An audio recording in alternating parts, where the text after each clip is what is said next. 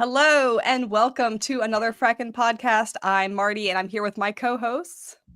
I'm Joseph. And I'm Van. If you are joining us for the first time, welcome. If you're tuning in again, thank you so much. We're so glad to have you back. Today's episode is made in the 70s, and we will be talking about horror films from the 1970s. And we have a pretty big, extensive list for you guys. So we'll see how long it takes us to get through it. We're gonna try really hard to not spend 2 hours on each movie. We'll see how that works.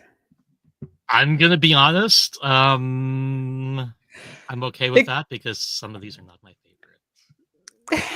I think we've set ourselves up for some danger though, because our very first one probably could be in an episode on its own. It probably could just be 2 hours.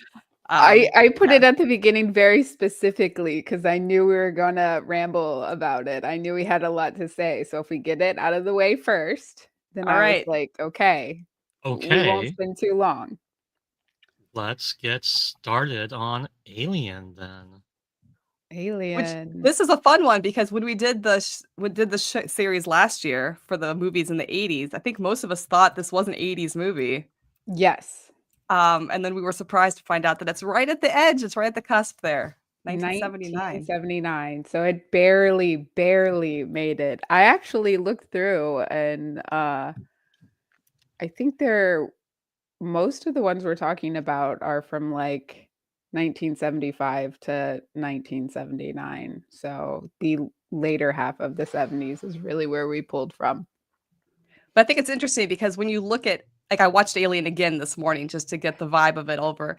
And when you watch all of these movies, you can definitely tell that this one was at the edge, at the end of the decade.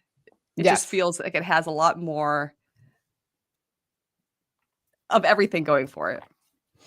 Yes. I do think if it was made now, it would be made slightly differently. And this is like my one thing that I do not like about Alien, and I want to get it out of the way first because I love everything else.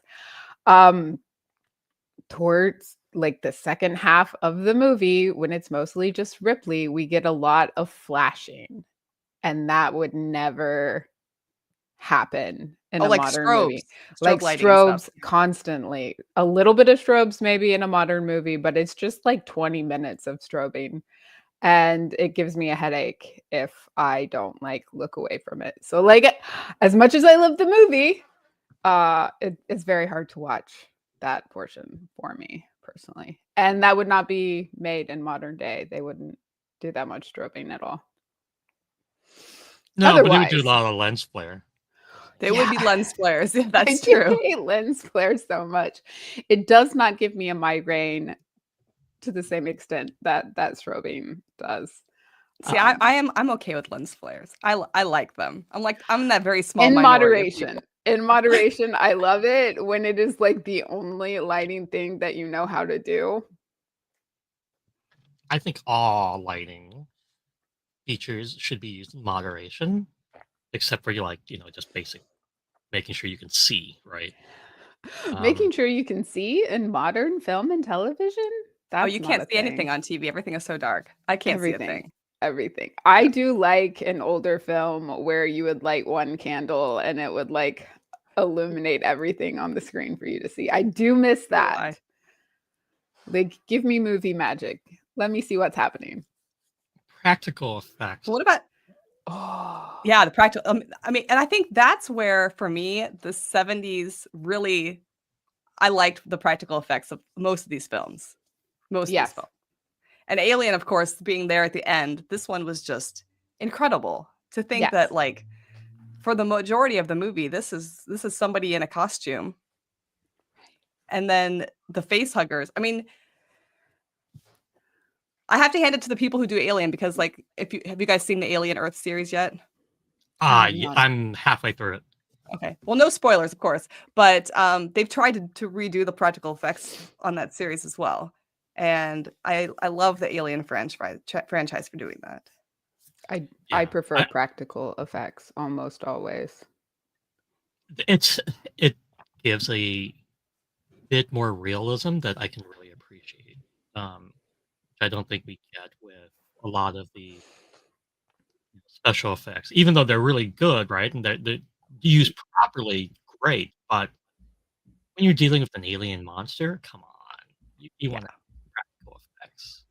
I think too, Alien also kind of going with practical effects, like the scenery, the setting of Alien just feels so real. I love how we open with, they're in their pods, and that looks like it's going to be one of those clean, new age, modern sci-fi films, and then they come out of their pods and you realize that their spaceship is a piece of shit.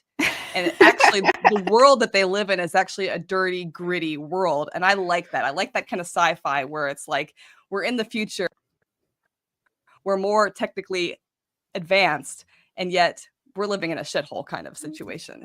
And so that's something I love about And then you this kind find of out era that of sci-fi. corporations run everything, and that's why it's a shithole. But anyway, I mean, what a surprise, right? I mean, the fact that Alien 1979, we're still talking about these things, right?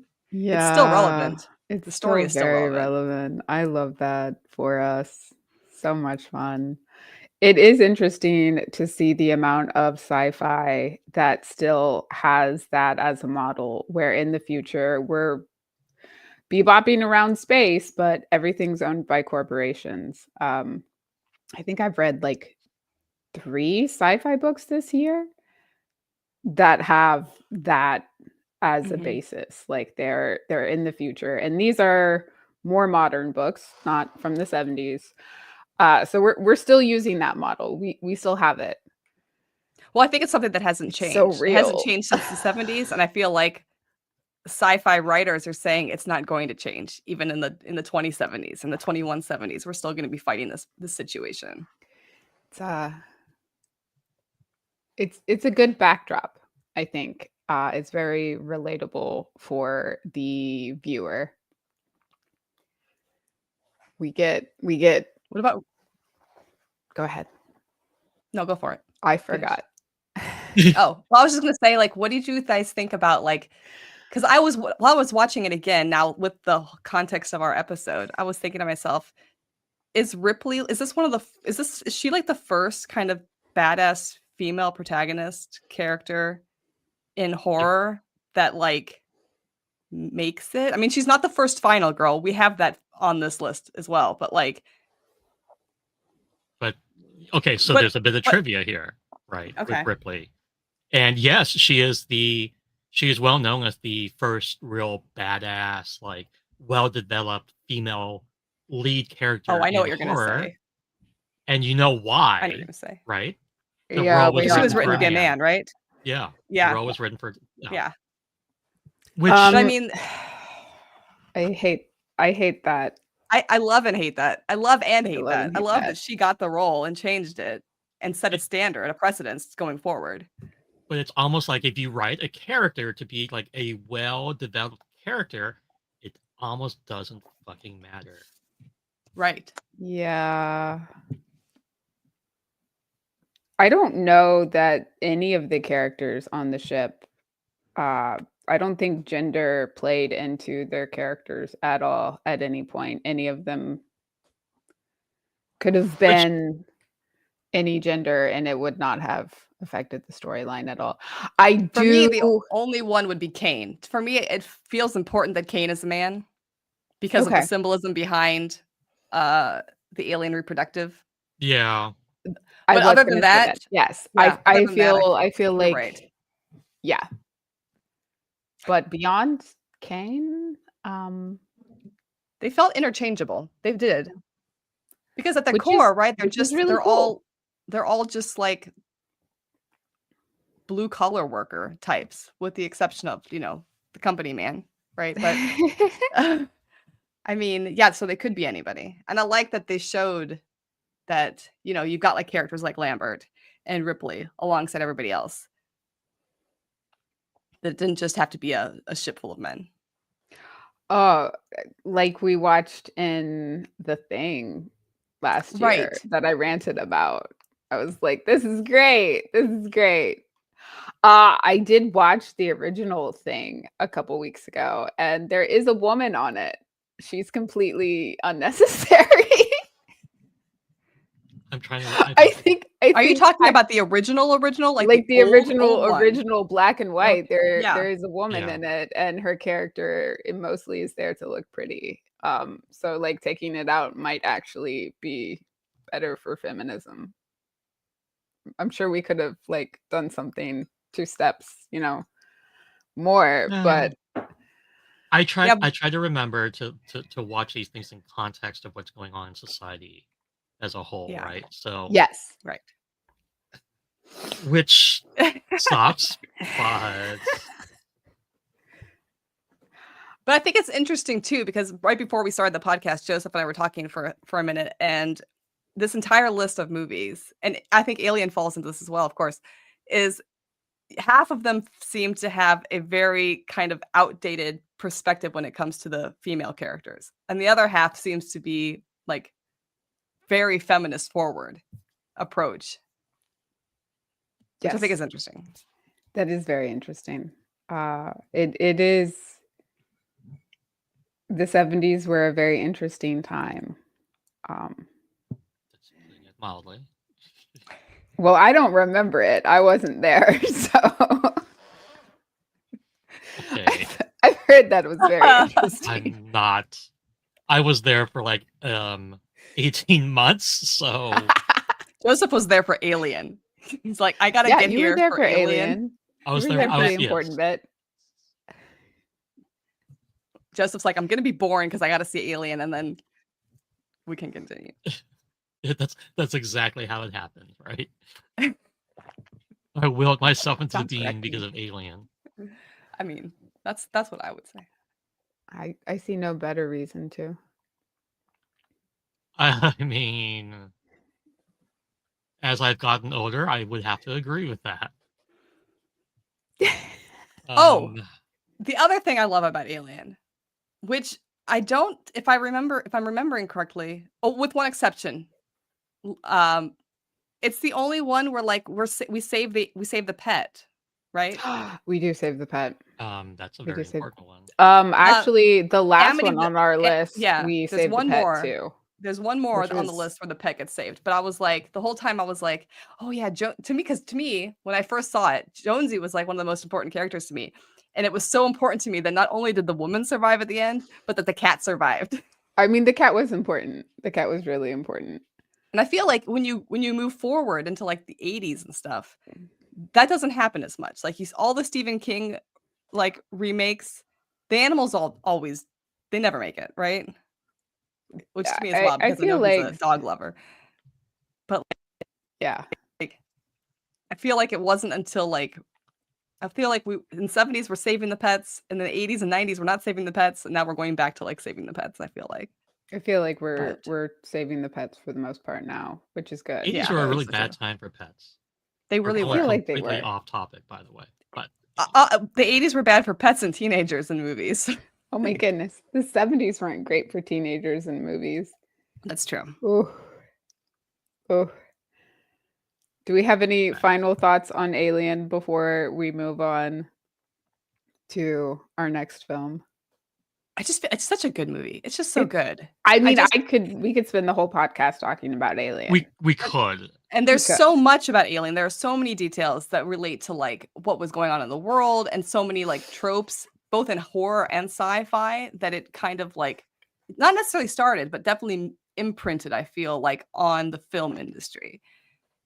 And I don't know if you guys heard, there's a new script that's being passed around. Sigourney Weaver has read the first 50 pages. She said she might be coming back to Alien. Ripley might be coming back.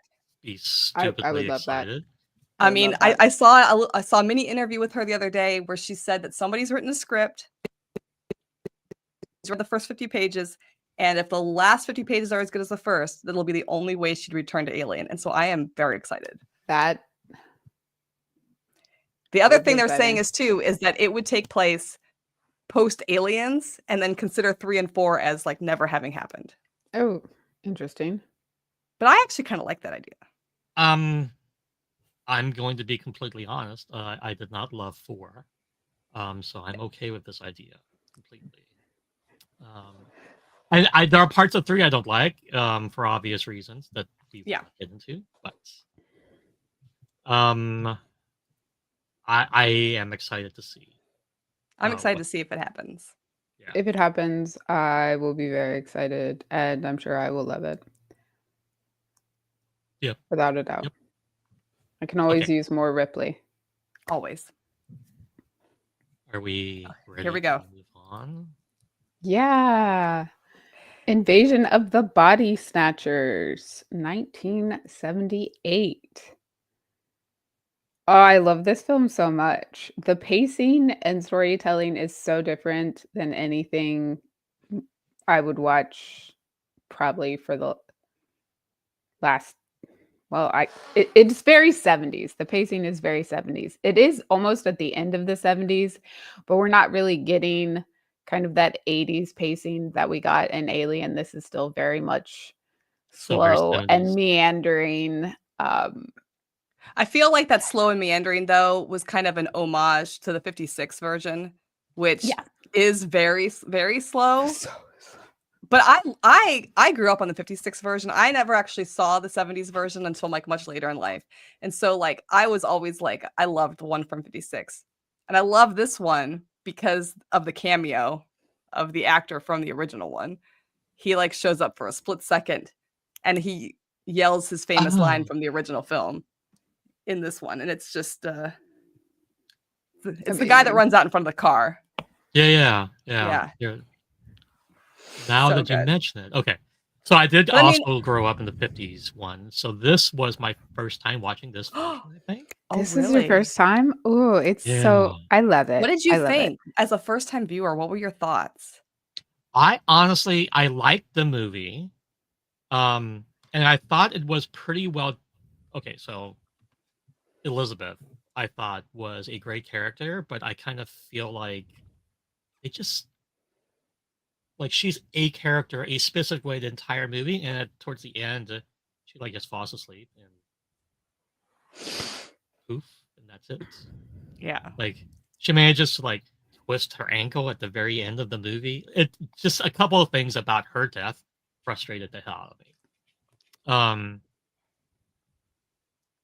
I do feel like they handled the end of the movie as well as they did with the original, because I like that it ends on basically a sour note.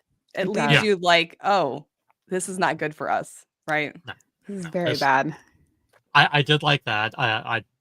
It did feel like a lot of it was an homage to the original. I liked it. I thought it was a good movie.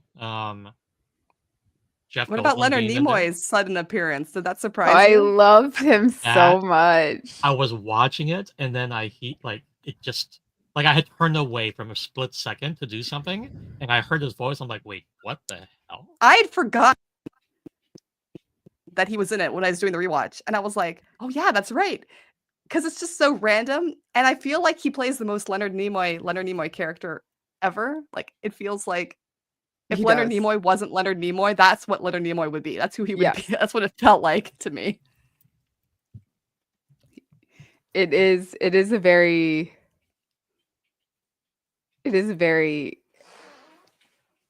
wow, I lost the word.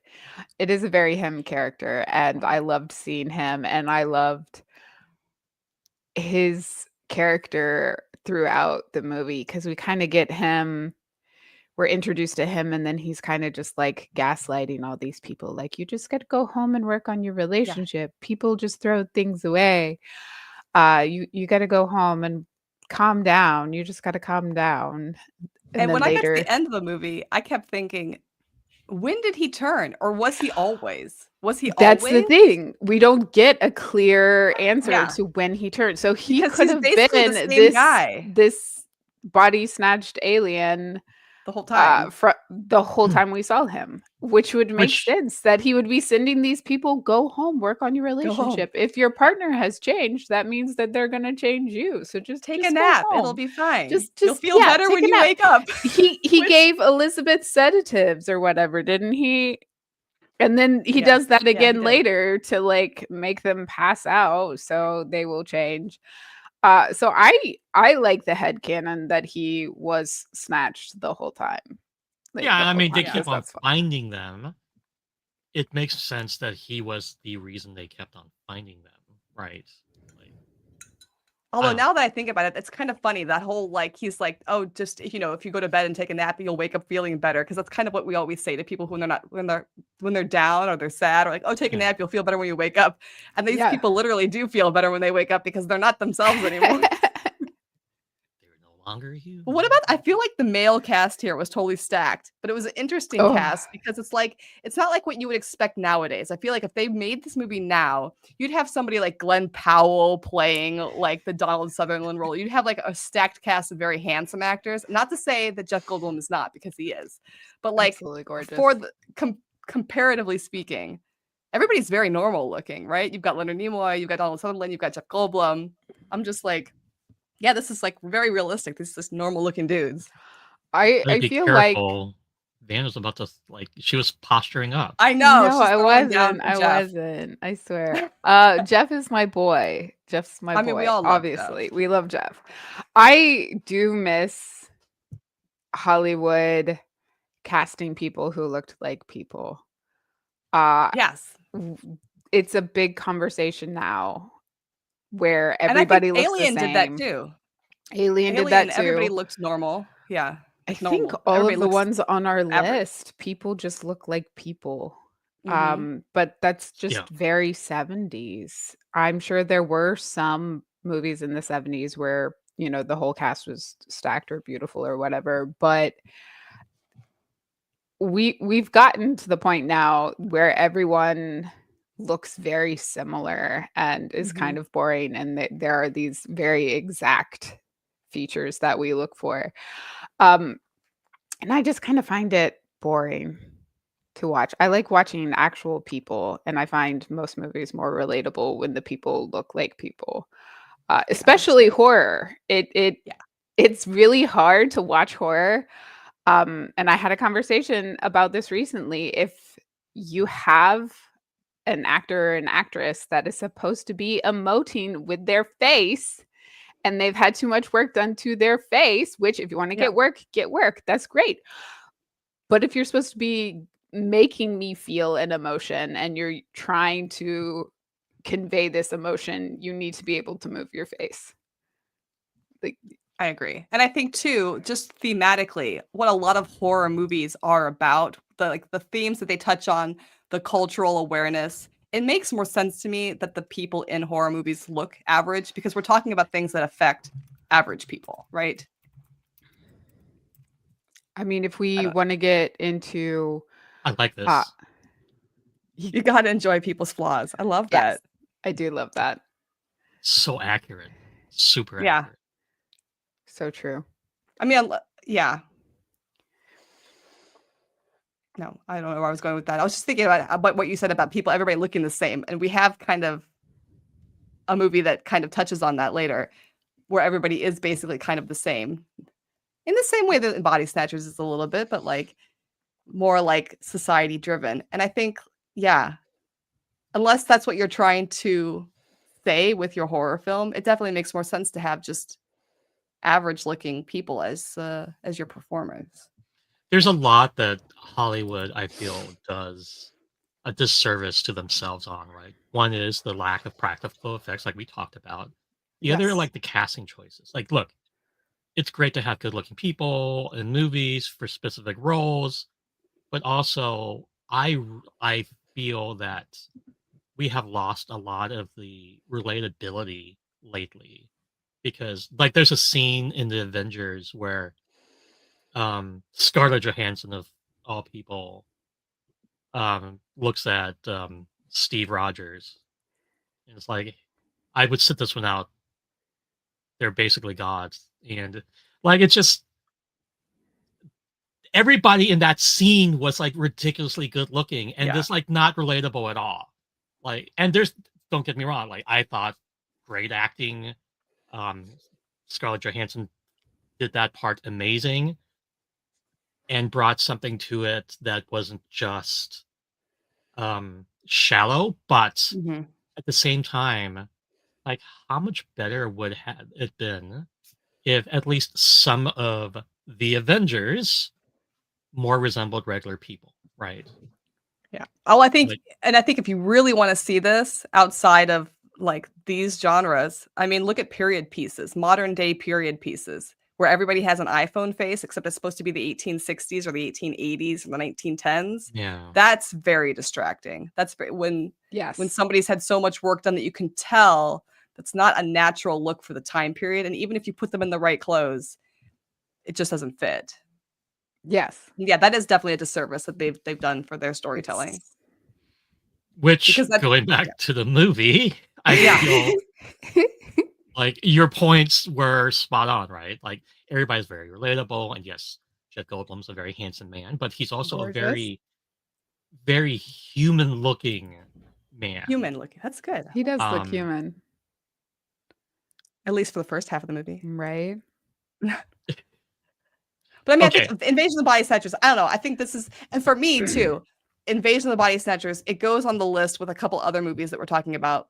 I'm just gonna throw them out there, like Jaws and Exorcist. These are stories that were based on books, and so I feel like that adds another layer to the storytelling, feeling more relatable and more kind of, not to say that these other ones are more superficial, but I feel like there feels like there's a story beneath the story, and even if we don't get all of it in the film, there's information there that feels like there's more beneath it. Yeah. No, agreed. And I will admit I have not read those books. I don't think I've read any of those books, to be honest, which I know bad on me. Book club. I'm on But board. I mean, Stepford Wives also a book. but it There's a feels lot like of the the- adaptations were very well done in Yeah. these cases. I would assume. I don't know for sure. No, I So- feel like a lot of the adaptations on this list that we have, they tried to stay at least faithful to the theme elements of the stories that the author had written. And I think that's one of the reasons why the films stand out the way they do, whereas some of their remakes maybe don't stand out as well, is because they were drawing from the film as opposed to the film drawing from the book. And so I feel like the elements come through a little bit stronger. But that could be my bias as an author, so I don't know. Which is fine. I mean, it's good to have an author's perspective on this, right? And I tend to agree with you, obviously, but Well, from a writing perspective, I think Invasion was very tight as a story. I don't think there was a lot of like fluff or unnecessary. it had a good. I honestly think it had a good pace, right? Like I'm joking about the '70s pace being slow, but I felt like this was well done. The characters were relatable. I honestly loved the choices of actors. I didn't realize that the woman who played Elizabeth is actually married to Tony Shalhoub. I think that's how you say his last name. Monk from TV. I didn't know that. Yeah. Because I recognized her from the fact that she'd been on like an episode of Wings and a couple of episodes of Monk. And I was like, why? Like, why has? Anyway, it was just inside my head. So that's like a little bit of trivia. Fun fact. Yeah. So she's I don't know why I was going down that path of thought, but here we are. Anyway, again, I thought all the character development was pretty well done. It was pretty good. I don't feel like the women were treated as secondary people. They were whole ass people. They actually made some really good decisions, by the way, which I thought was super important. I know that we had shared amongst ourselves a TikTok video talking about how things are much scarier when people are competent in horror. And I felt like everybody in this movie was really competent. Like, look, you're a safety inspector, right? Or a health inspector. The last thing you're going to think when somebody, like a bunch of people are acting weird is like, oh my God, everybody's been replaced by aliens. Yet somehow they're able to rationally determine this quickly, just based upon the things they see and not letting themselves get gaslit completely. which I thought was super important. They So I were really, all unfortunately competent, they were which all very definitely competent. makes it scary at the end when Yeah. there's the screaming. Yeah, the screaming at the end. That was good Man, because that was creepy. That was very very creepy. creepy. Did you know that plants communicate with each other and like using chemical signals, not screams, obviously? But like anyways, kind of thinking about pod people and then going back to plants. Yeah, plants communicate. Possibly through sound we don't hear, which is fun because they do react to sound. They do. Sound is Um, important to them. so I do think that it's like so much about this movie is like so cool, and I always get sidetracked with the science behind like, are these really like plants that are like sentient plants, or are they just some other form of alien? Anyway, I really liked it. So going back to it, I really, really like this movie. We should all read the book. We That's what you're should. saying. Yes, I need to read the book because books tend to go into much more detail, thankfully, than movies. Then you can really nerd out about the science. The funny thing about the book is so the book came out in 55 and then the first movie came out in 56. I mean, they were just like, "Oh, Ooh, we're jumping on this." this is So, a good story. Jump on it now. yeah, right. Which makes a lot of sense to me, honestly. Yeah. It feels very much like it would have been like a Jurassic Park kind of situation. Well, actually, Mhm. Jurassic Park was out for a while before they made the movie, but you know, No, Jurassic Park came out kind of in conjunction with the book. did it? Yeah. I feel like it ranted was about this on a podcast. feel like it was You did. Like he came up with a completely different screenplay, like featuring a kid as the main character, and everyone hated it. And he went back Yeah, to the that's drawing right. board and rewrote it. But he basically wrote the book and the screenplay almost at the same time. But that makes sense. He was a screenwriter. Yeah. He That's was right. also a doctor. He was very talented. Yeah. I really miss him. Okay. Okay. Do we want to move on to move on. our first final girl, Halloween 1978?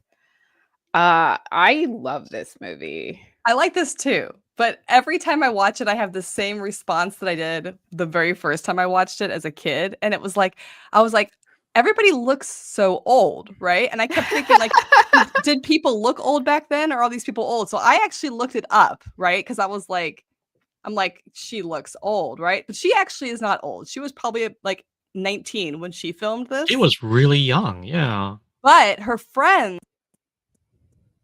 in the movie, like Nancy and Linda, I think are their names. Those actresses were like 28, 29 when they filmed this. So I'm like, that's wild. Yeah. The thing is, okay, But so she may still have looked the looked oldest to me. she may look old, but throughout her career, she looked the same. She right? did. Like, She did. Yeah, she did She not does. age. She still does. She did not age at Yeah. all. I mean, just an amazing, like she's just had such an amazing career, and I love this character because I love the fact that it's a lot of times when we see horror movies nowadays, we're getting like the cheerleader protagonist or like, whatever. And here we have like the nerdy girl, the shy girl, the girl, she's not like she has friends and she's friends with what looks like some popular people, but she's steady, she's like, I know what I want to do with my life. I got plans. And I like I got that. plans. I got plans. It's not a silly boy. No, Jamie Lee Curtis knocked this one out of the park and She did. solidified final girls for us and herself as a scream queen, and then somehow did not age a single day after she filmed this. So I don't know. I don't know if she's a vampire, if she made some kind of deal, like blood offerings, whatever it was, it worked. Because she has not aged.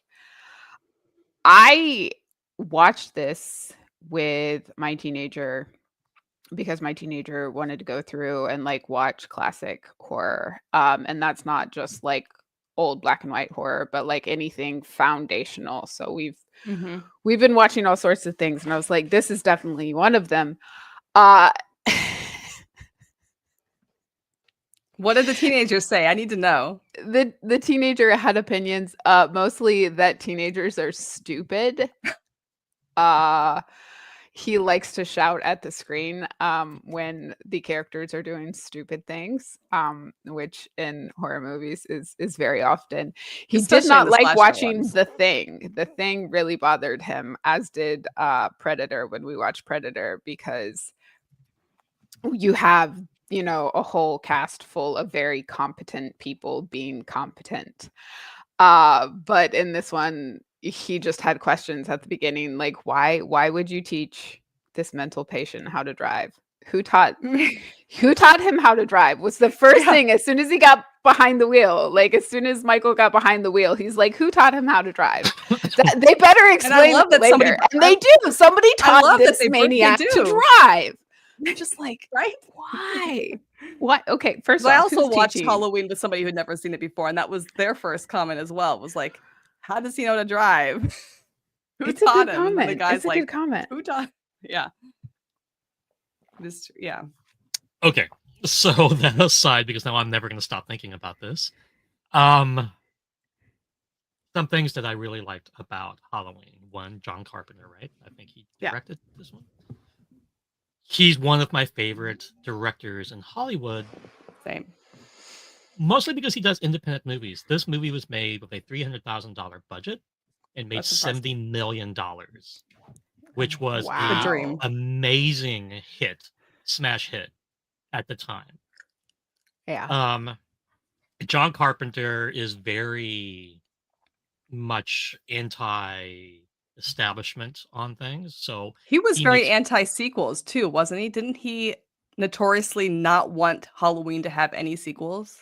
Yeah, he was very anti-sequel. If you think through all the stuff that he's done, he's really not big on that, right? Like he's not big on milking a franchise for everything it's worth just to make $1. He's about telling stories. And I feel like we get lots of cool things from John Carpenter. The Last Girl trope, again, this started with this movie. He's done amazing things for actors too.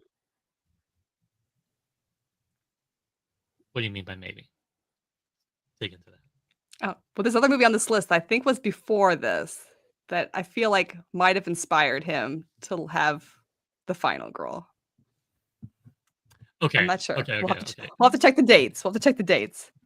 But yeah, definitely. I mean, I think this is the most memorable. I was thinking Texas Chainsaw Massacre as maybe the first Final Girl. I don't know the dates. Except it's a different. Except it's a different. I mean, she's a final girl, but I feel like Jamie Lee Curtis's character is the final girl that we think of because she made it from beginning of the film to the end. It's her story, whereas Texas Chainsaw, like it's a bunch of people's story in the beginning, and then okay, that's fair. Anyway, most memorable. You're right. It's probably not the first, to be fair, but I feel like it set up her career. Carpenter obviously made tons of money from this and was able to continue making amazing movies, including one of my favorite movies of all time, Big Trouble in Little China, which we will not talk about because it's not a 70s thing, but I love his style, and I think he's very inspirational. Yeah, he's very inspirational for lots of people. So even though Halloween isn't my typical type of movie, I'm not into slasher type films. I'm more into like psychological horror than I am slasher. I do have to give respect to this one. I love this one. I love Michael Myers' mask. Okay. Yeah. We should bring up the mask. I mean, we are probably like obligated to. As Star Trek fans, we all know, right? That it's William Shatner's face, right? which Which to I don't me think is he's very wild. happy about, right? I don't Like, think so either. I don't think he was happy when he found out. But I mean, it's so iconic now. But that Yes. like once you know, you can see it. But if you don't know, then you don't really see it, right? Because you just see Michael Myers. Yes. I mean, you've got to look at it. But I mean, it does. It looks like it does. It looks like William Shatner when you know it's William Shatner. Again, shoestring budget, right? They I had will no admit budget. my biggest issue with the movie is in the opening scene the opening scene where Michael Myers is a child and he's dressed up for Halloween and he kills his sister, right? And his sister has just, Is it his sister and not the babysitter? it's his I sister. figured it was I thought it was the babysitter. He kills his sister, yes. It Yeah. was his So sister. his sister is supposed to be babysitting him for Halloween, and she's upstairs with her boyfriend doing it, right? The boyfriend leaves, and then she's just gonna she sits down at her dresser, fully naked, doesn't put anything on, and just like combing her hair. And then little Michael Myers comes in and he's just pissed off because, like, I don't know, he's probably supposed to go trick or treating or something, and she didn't take him, and then he kills her. But I mean, she's not wearing anything. Like, who sits in front of their vanity and is like, I'm going to brush my hair completely in the nude? I feel like there was just a theatrical cut of all of these films, which is not the cut that we are currently watching. Oh, did I watch because- the fancy cut? Well, I assume for all of them, because Because most I of looked them her when up, I'm and I think- watching these, I'm like, there's no way this was in theaters. Oh, There's no way, right. because like Yes. the opening scene of Carrie is on our list, and I'm like, there's no way that they showed that in theaters. Well, I don't know. That one might. I'm not sure. No. But I remember looking it up while I was watching it, thinking to myself, "Wow, we just saw her fully nude." Yeah, And I remember looking her up, and I think that the woman who plays the sister was like a Miss America pageant person or winner, which explains why she looks so beautiful. it's all explained. Oh, explain it. I know none of the trivia behind this, but yeah. Why was she brushing her hair in the nude? I mean, but I think this is the funny thing is, and I was talking to somebody else about this a couple days ago. This is a perfect example of how you can tell that a man wrote the story, because like the woman has just, had relationships with her boyfriend. He leaves. She doesn't go to the bathroom. She doesn't like wash up. She doesn't put her clothes on. She just goes right to the vanity, sits down, and starts brushing her hair. Like, Yeah, who does that? Not getting up and going to the bathroom immediately afterwards is just I'm like, at kinda least let us know really? that she peed first. Like, Yeah, right. sorry, maybe I went too far. Give us that. No, it urinary tract health is important. Exactly. I mean, if we teach you anything this Halloween season, it's after relations, please go pee. Please do that. You're welcome. Hey, Anyway, Okay. yeah, I'm not really sure. We don't get a lot of insight into Michael or his behavior beforehand, or why No. he suddenly snapped out of nowhere and killed 2 people. We I think do that's an issue with a lot of slasher films, is that the killer they don't have to explain the killer a lot of the times, and I think that's why a lot of the sequels kind of fall apart, is because if there's nothing like psychological behind it, like what Joseph said, then what's the drive? We're just watching it to see a bunch of teenagers being killed. yeah. It works for the first film, to not have to know why, but yeah. I mean, we do get the Dr. Loomis. Loomis? Loomis. We do get him saying later in the film that, he worked with Michael and Michael was just evil from the inside, blah, blah, blah, blah, blah. So it's kind of implied that he was just born evil or whatever. But then, like, you have somebody who's leaving their evil child home alone, and then you have a sister who's not like paranoid that the kid's going to do something crazy. Because I just don't think that you go from like a normal childhood to stabbing people with the kitchen knife out of nowhere. I feel like there would have been a gradual escalation of some kind. I also Which feel would like definitely have her not sitting naked at her vanity brushing her hair. It kind of feels also like this family's got issues, is all I'm Yeah. saying.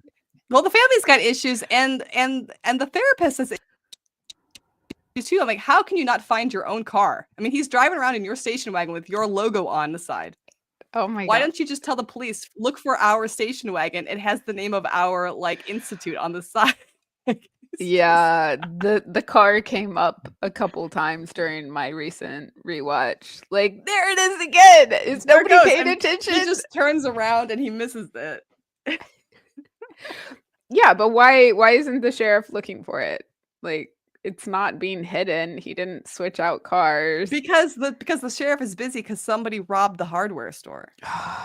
Which is obviously much more important than the dead cowboy at the beginning. Like yeah.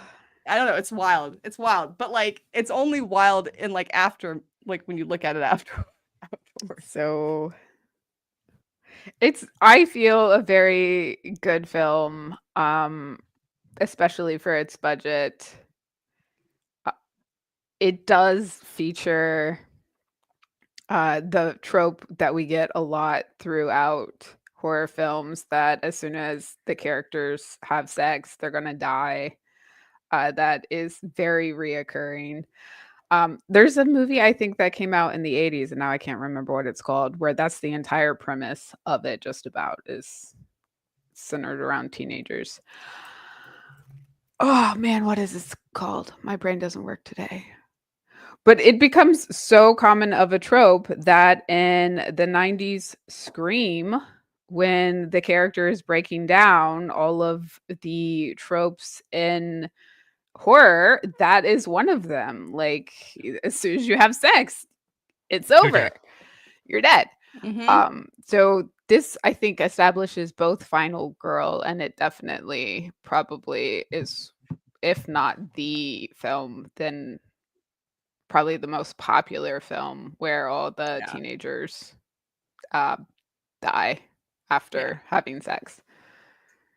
I mean, you can see how this film came out, and then we very quickly get Nightmare on Elm Street and Friday the 13th.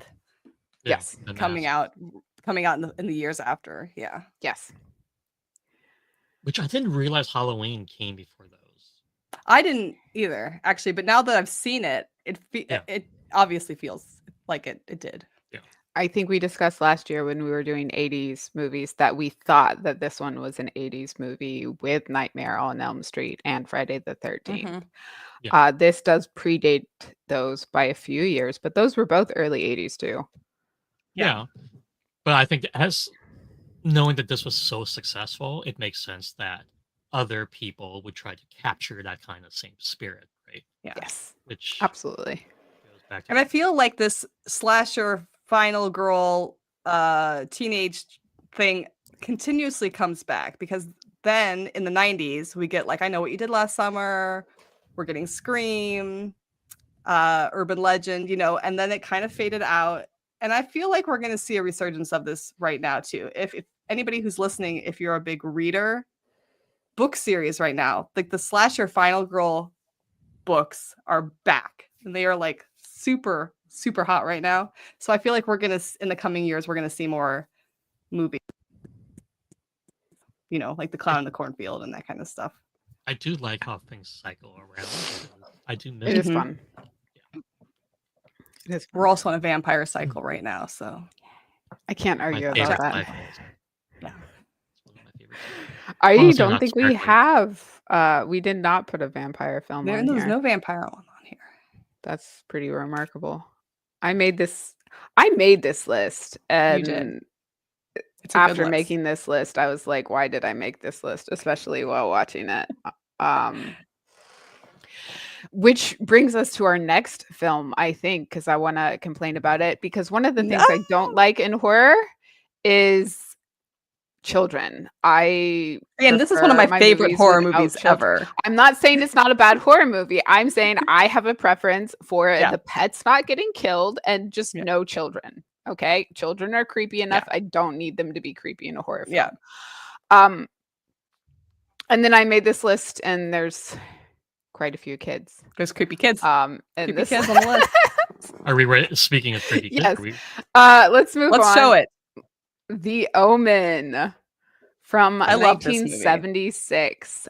This is a really good film. I love the pacing. I love how we get into the story. I love that we are following Robert Thorne as our like main character and the arc that he goes on throughout this film. But I also want to say that he is one of the most horrific, evil people, I think, on our list. Oh, the dad. Yes. Can I say something about that? Because yes. There's a lot of really interesting like backstory for the Omen movie. And if you want like to do a crazy deep dive, like go on YouTube and like look at all of the supposedly like things that happened during the filming of all the Omen movies. And there's like just some wild things that happened. Wild things where actual crew members died or things, or where actors passed away shortly after. And a lot of people turned down the role of Robert Thorne. And it's crazy to me that Gregory Peck did the role, because it's not a role that he would do, right? Because he was like leading man, handsome, romantic type. And Dick Van Dyke turned this down. Charlton Heston turned it down. Charles Bronson turned it down. And then William Holden turned it down, which is crazy because he regretted turning it down. And then he took up the role in the sequel. And so he plays Robert Thorne's brother in the sequel. But all these people turned it down because they were like, this character, like they were afraid it was going to make them look bad, right? Because he's a bad guy. And I love that they make him the lead character. And I love the choice and actor because he was a heartthrob, because anyone who saw his name would be like, oh, this is a really handsome guy. This is a heartthrob. I think this might be the perfect casting because it makes his character even scarier. This is the good husband. This is the good guy. He is doing all of these amazing things. He is wonderful. He's a protector. He's a provider, blah, blah, blah, blah, blah, blah. But you open the movie with him taking away his wife's agency completely, being like, oh, our kid died. Here's another kid. Just don't tell your wife. And he goes along with this plan. Maybe if he had had a conversation with his wife, she would have come to the same decision. But I mean, like, if are you surprised when you find out what he does for a living and what his aspirations are? No, not at all. I mean, because he's am I surprised? And he's trying to become. Am I surprised? Right? No, but it makes him the bad guy of the film. And if he had had a conversation with his wife, she might have said, you know, like, yeah, we lost our kid, but this kid doesn't have a mom. She might have made that decision, but he didn't give her the agency to do it. Then, like, our next scene is him coming home and her being scared for a minute because, you know, weird things are happening. And he's like, oh, yeah, I got this cool job as ambassador. And she's like, oh, yeah, that's exciting. But he took this life-changing job. He did all of these things without having a conversation with her and just kind of left her in the dark, and she just has to get on board. And that is like throughout the entire film, he is making big decisions for her completely without her permission, without telling her even about the decision afterwards. He had so many opportunities when the child started acting creepy, like when Damien started doing creepy things, when bad things started happening. He could have told her at any point. No, he just jets off to Europe, bouncing around. She's in the hospital, like, this is fine. Like, he just continuously throughout the movie kills his wife by not having a conversation and letting her make a decision. And I love that too about this movie, though. That's one of the reasons I love the story so much, is because when there was a lot of rewriting of the screenplay because of this issue with Robert Thorne being the protagonist, but also kind of the antagonist in the story at the same time. And because the original screenwriter wanted it to end on a vague note, he wanted you to walk out of the movie not being sure if Damien was the Antichrist or not. He wanted you to be like, well, it could have been, or it could have been a series of a bunch of just horribly timed accidents. And they had to make it so he was, in order to kind of redeem the Robert Thorne character at the end, because otherwise he's just a child killer, right? Or an attempted child killer, right? So Look, the attempts at redemption really piss me off, by the way, because like he goes, he digs up the grave. He sees that like there's not a woman in this grave. Then he looks up for the child and he finds his baby skeleton with the head bashed in. So it's like, oh well, they killed my kid. It's like, look, it doesn't matter at this point because your intent the entire time was to deceive your wife. right. And you've done everything possible to successfully ensure that this evil thing is going to like get everything it wants. Which I feel horrible talking about a child this way, but obviously. Right. This is why I don't like kids in horror. Like it makes things all complicated. I also got really upset towards the end when he is given all these tools and all this information about how he has to kill the Antichrist, like in the very specific way he has to do it. And then he goes back to Jennings and he's like, oh, I can't do this. I can't do this. And he's like, I can. Are you kidding me? Like, I can. And then immediately this dude dies. And that, not his wife's death, but watching this reporter dude he's been hanging out with and bouncing around Europe with, watching him die is what drives him back home to kill the kid he's been raising for years. But not his wife's death. Not that. I mean, he makes a phone call to her, like, "Oh yeah, just leave. She's in the hospital." You jackass. Well, it's even worse than that. He already called other people and arranged everything for her. Somebody's going to be there to pick her up. Everything's already been arranged. He didn't have a conversation with her like, "Hey, this is what I want to happen. Are you up to this?" It's, I've already made this decision. You're coming here to Europe with me. Somebody's going to pick you up in the middle of the night. I don't care if you're in a hospital bed, like you can barely move. Just get up. You're coming here. He could, I'm just saying, he made all these decisions. But the thing he didn't do was get the police to immediately go there to like make sure his wife's okay. Look, and I get it. Calling the police in the middle of the night and saying the Antichrist is trying to kill my wife, probably not a good move, right? I feel like you could come up with a lie. He's a politician. I feel like you can come up with a lie. I mean, he lied about. He's been lying the whole movie, believably, at least to some extent. There's no possible way he couldn't have come up with something better. I don't know. When she starts to realize the truth, he gets her a therapist and just lets the therapist gaslight her. Right? Yeah, talk about gaslighting. Everything about this was... He is a bad the entire person. Omen series is like that. They're all, it's, but to me, it's like, I don't know. I love this series. I don't know if I love this series, I guess because, it's kind of the Jeff Goldblum effect for me, because Sam Neill plays Damien in the third movie. And I was a big Sam Neill fan as a kid. And I was just like, oh, well, of course, we have to let him live because he has to become Sam Neill. That's so funny. But it is true that in almost all of the films, the women have very no agency. It's true. I think that makes it more horrific that it is so believable. Like, I know men like this. I've met men like this.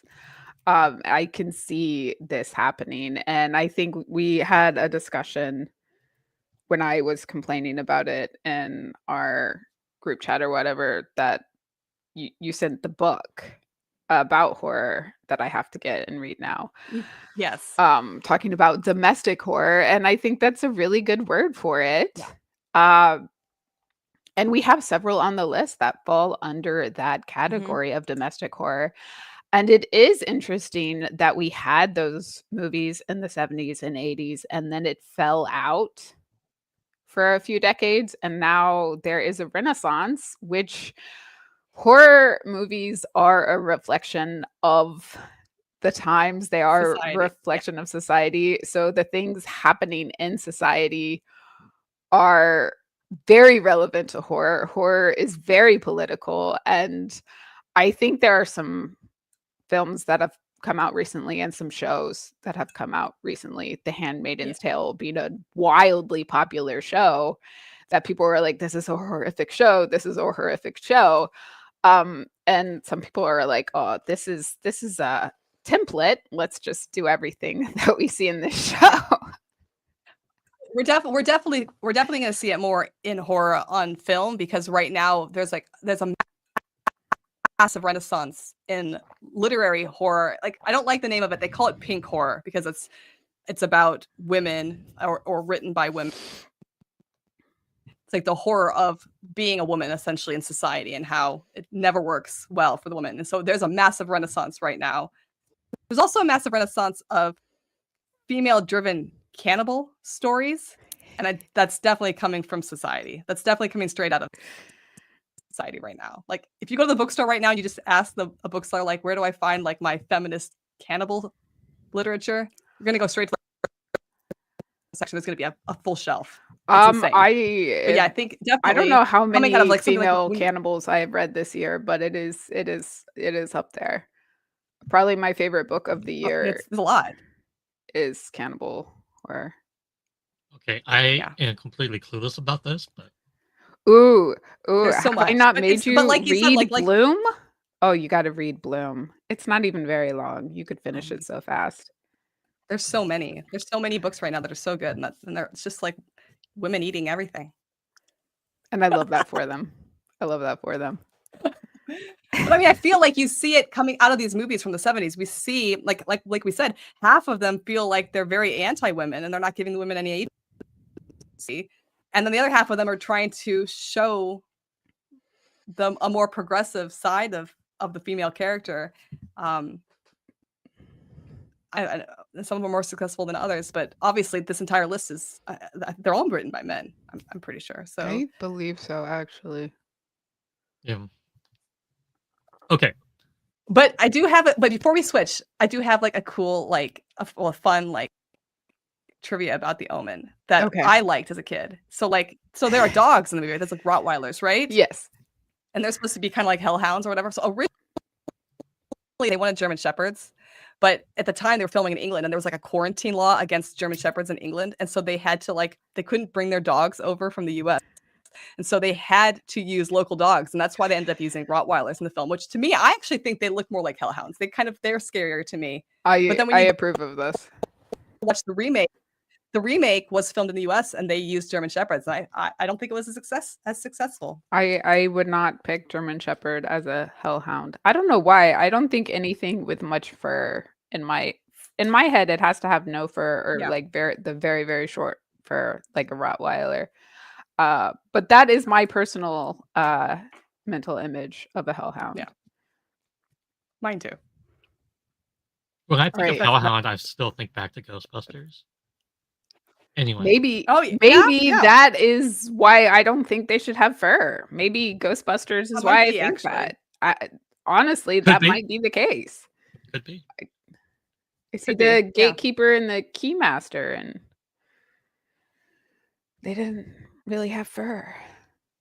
Anyways, our next amazing film on here is another kid, The Exorcist, which came out in 1973. This movie is wild to me if you think about it, that it came out in 73. Like, that is wild. I feel like even if it came out today, people freak out about this movie.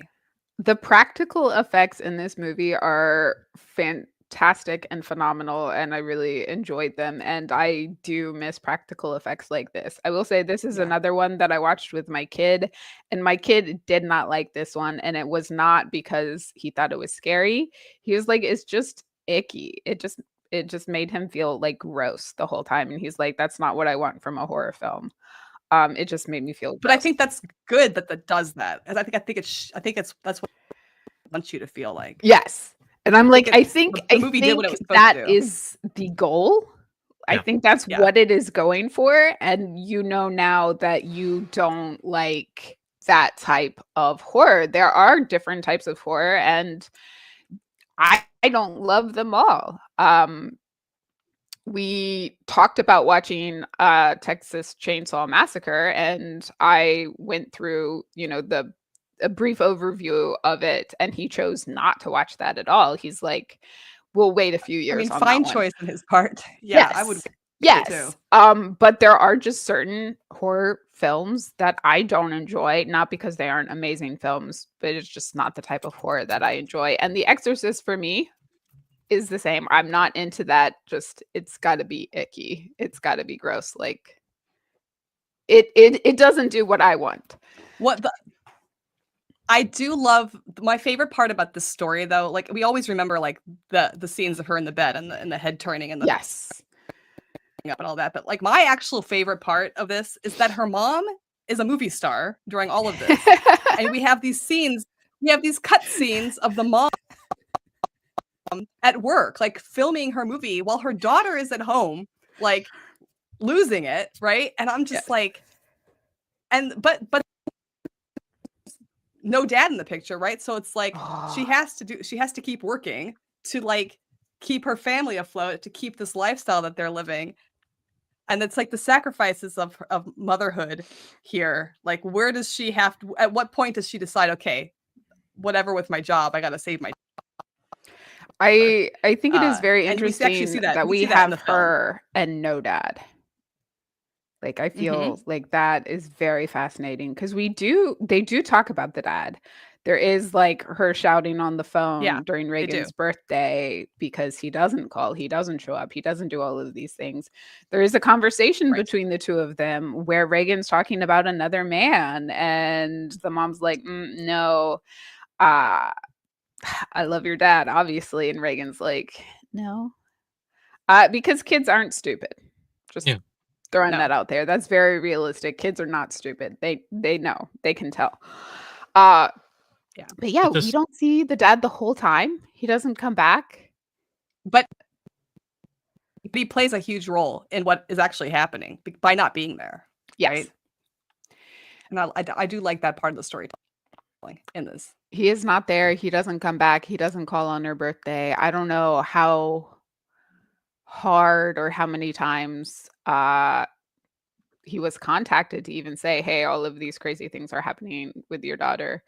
But it is very interesting to see, you know, a mom and daughter doing all of this on their own, going through this entire thing without the dad present, without the husband present, is very, very fascinating, because we are giving the mom all of the agency, all of the power, and but also all of the blame almost, because some of the scenes I had to remind myself that she's a single mom trying to raise her daughter and do a very high profile job, because you have those scenes where like she's throwing a party and like there's a party downstairs and her daughter is obviously very sick upstairs. Yes. And there's a moment like where they're around the piano and they're singing, and I'm just kind of like,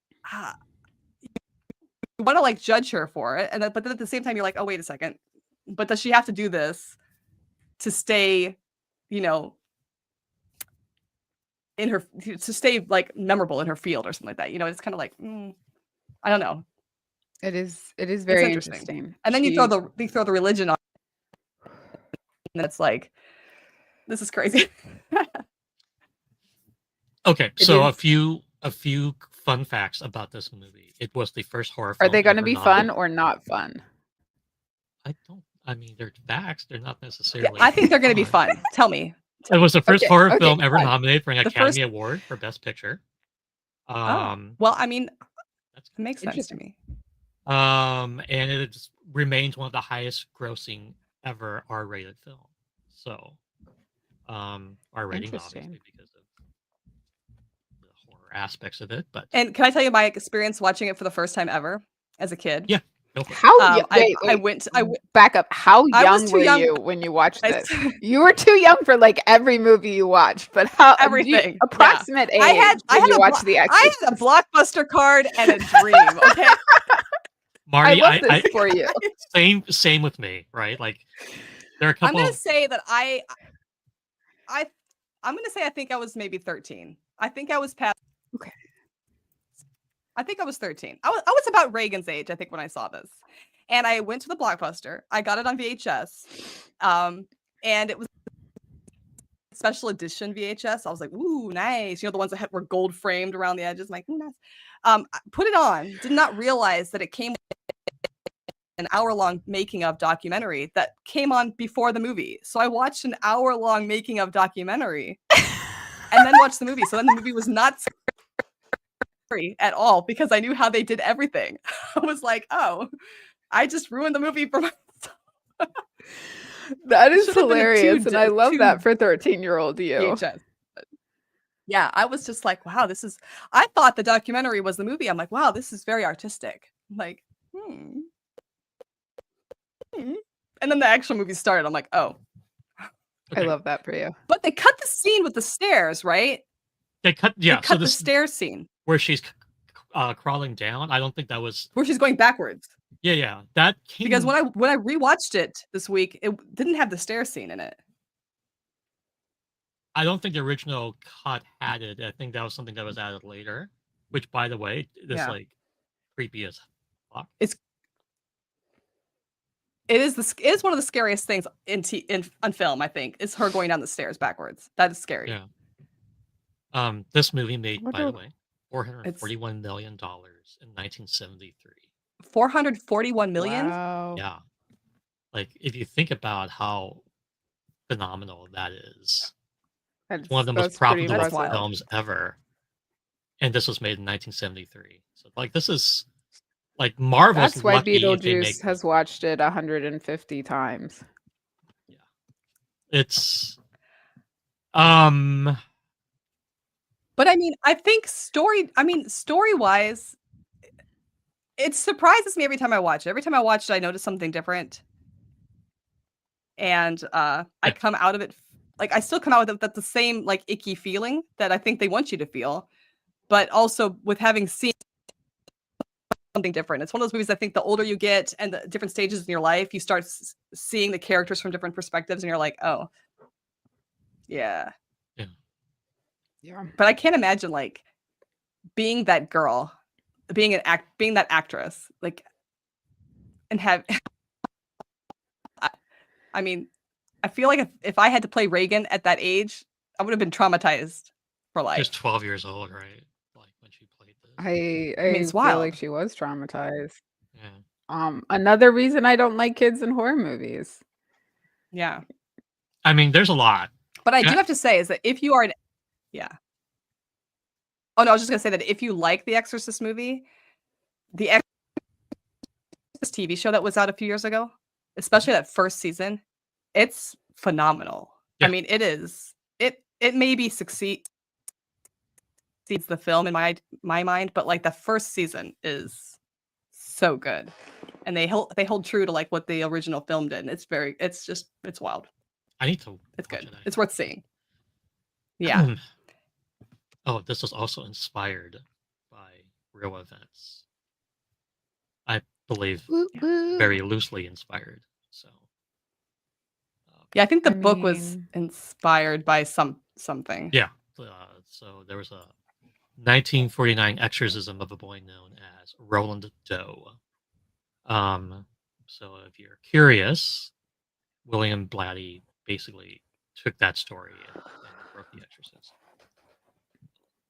which I think is fascinating. Okay. Are we moving on? Do we have? Sure. What's next? What do we have next? Oh, here we go. Oh, you guys love this. Dawn of the Dead. 1978. Can I just say that I have been spoiled by modern zombie movies, and Truth. Look, if this was like the second time I'd ever seen a zombie movie, great. And I do remember growing up watching these movies before the modern era. And the first time I saw modern zombies, I freaked the fuck out because Oh holy yeah. crap, they were fast, right? Very different. Yeah. Very different. Like it used to be a joke growing up. Like if there's ever zombies, you just have to be able to like do a 10-minute mile and you're okay. Yeah. It's I have to say I have a preference Yeah. for older, slower zombies, but that's from somebody who has studied death probably way more than most people who don't like go into it as a career, because I did briefly consider mortuary science. I'm so Um shocked right now. I know you're not shocked. I am not. So The ways that zombies could feasibly happen, like there are, theories and science behind making zombies. If you are having something that is dead and then coming back to life, like there are a lot of other questions. Does decomposition stop immediately? What is decomposition? Like how far dead are there? Is this magical zombies? Is this like a virus? Like it gets into all of these fun things, but like the moment you die, you start decomposing because you are already decomposing right now, and your body is just preventing the Replenishing. process from going faster than it can replenish you. Marty's having So thoughts about that. Marty, all right, continue. I was what is it? Is it no, never mind. I was gonna it's like that T. It's the T. Oh, I forgot the T zone region of your never mind. This is not the topic for DNA, but yeah, okay. Going into the science. I'll look it up. I'll get back to you. So it's just realistic. If there are going to be zombies, regardless of method, they are going to be slower. Having a fast zombie is very unrealistic, unless like there's a whole list of other science things that would happen. But if the body actually physically dies, you're not going to get fast zombies.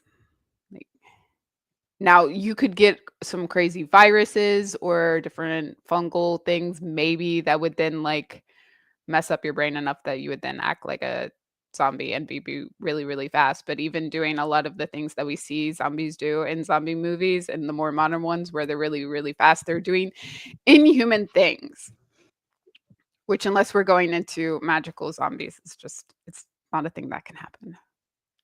So I find them more boring because I'm like, that's not realistic. That would never happen. I love that. It's the realism for you in a zombie I love movie. that that's why you found Dawn of the Dead boring. That you found Dawn of the Dead boring because it's not realistic. That zombies at all. No. I could be. I found it boring for other reasons, but it is, if we're gonna have zombies, they're probably gonna be slow and dumb.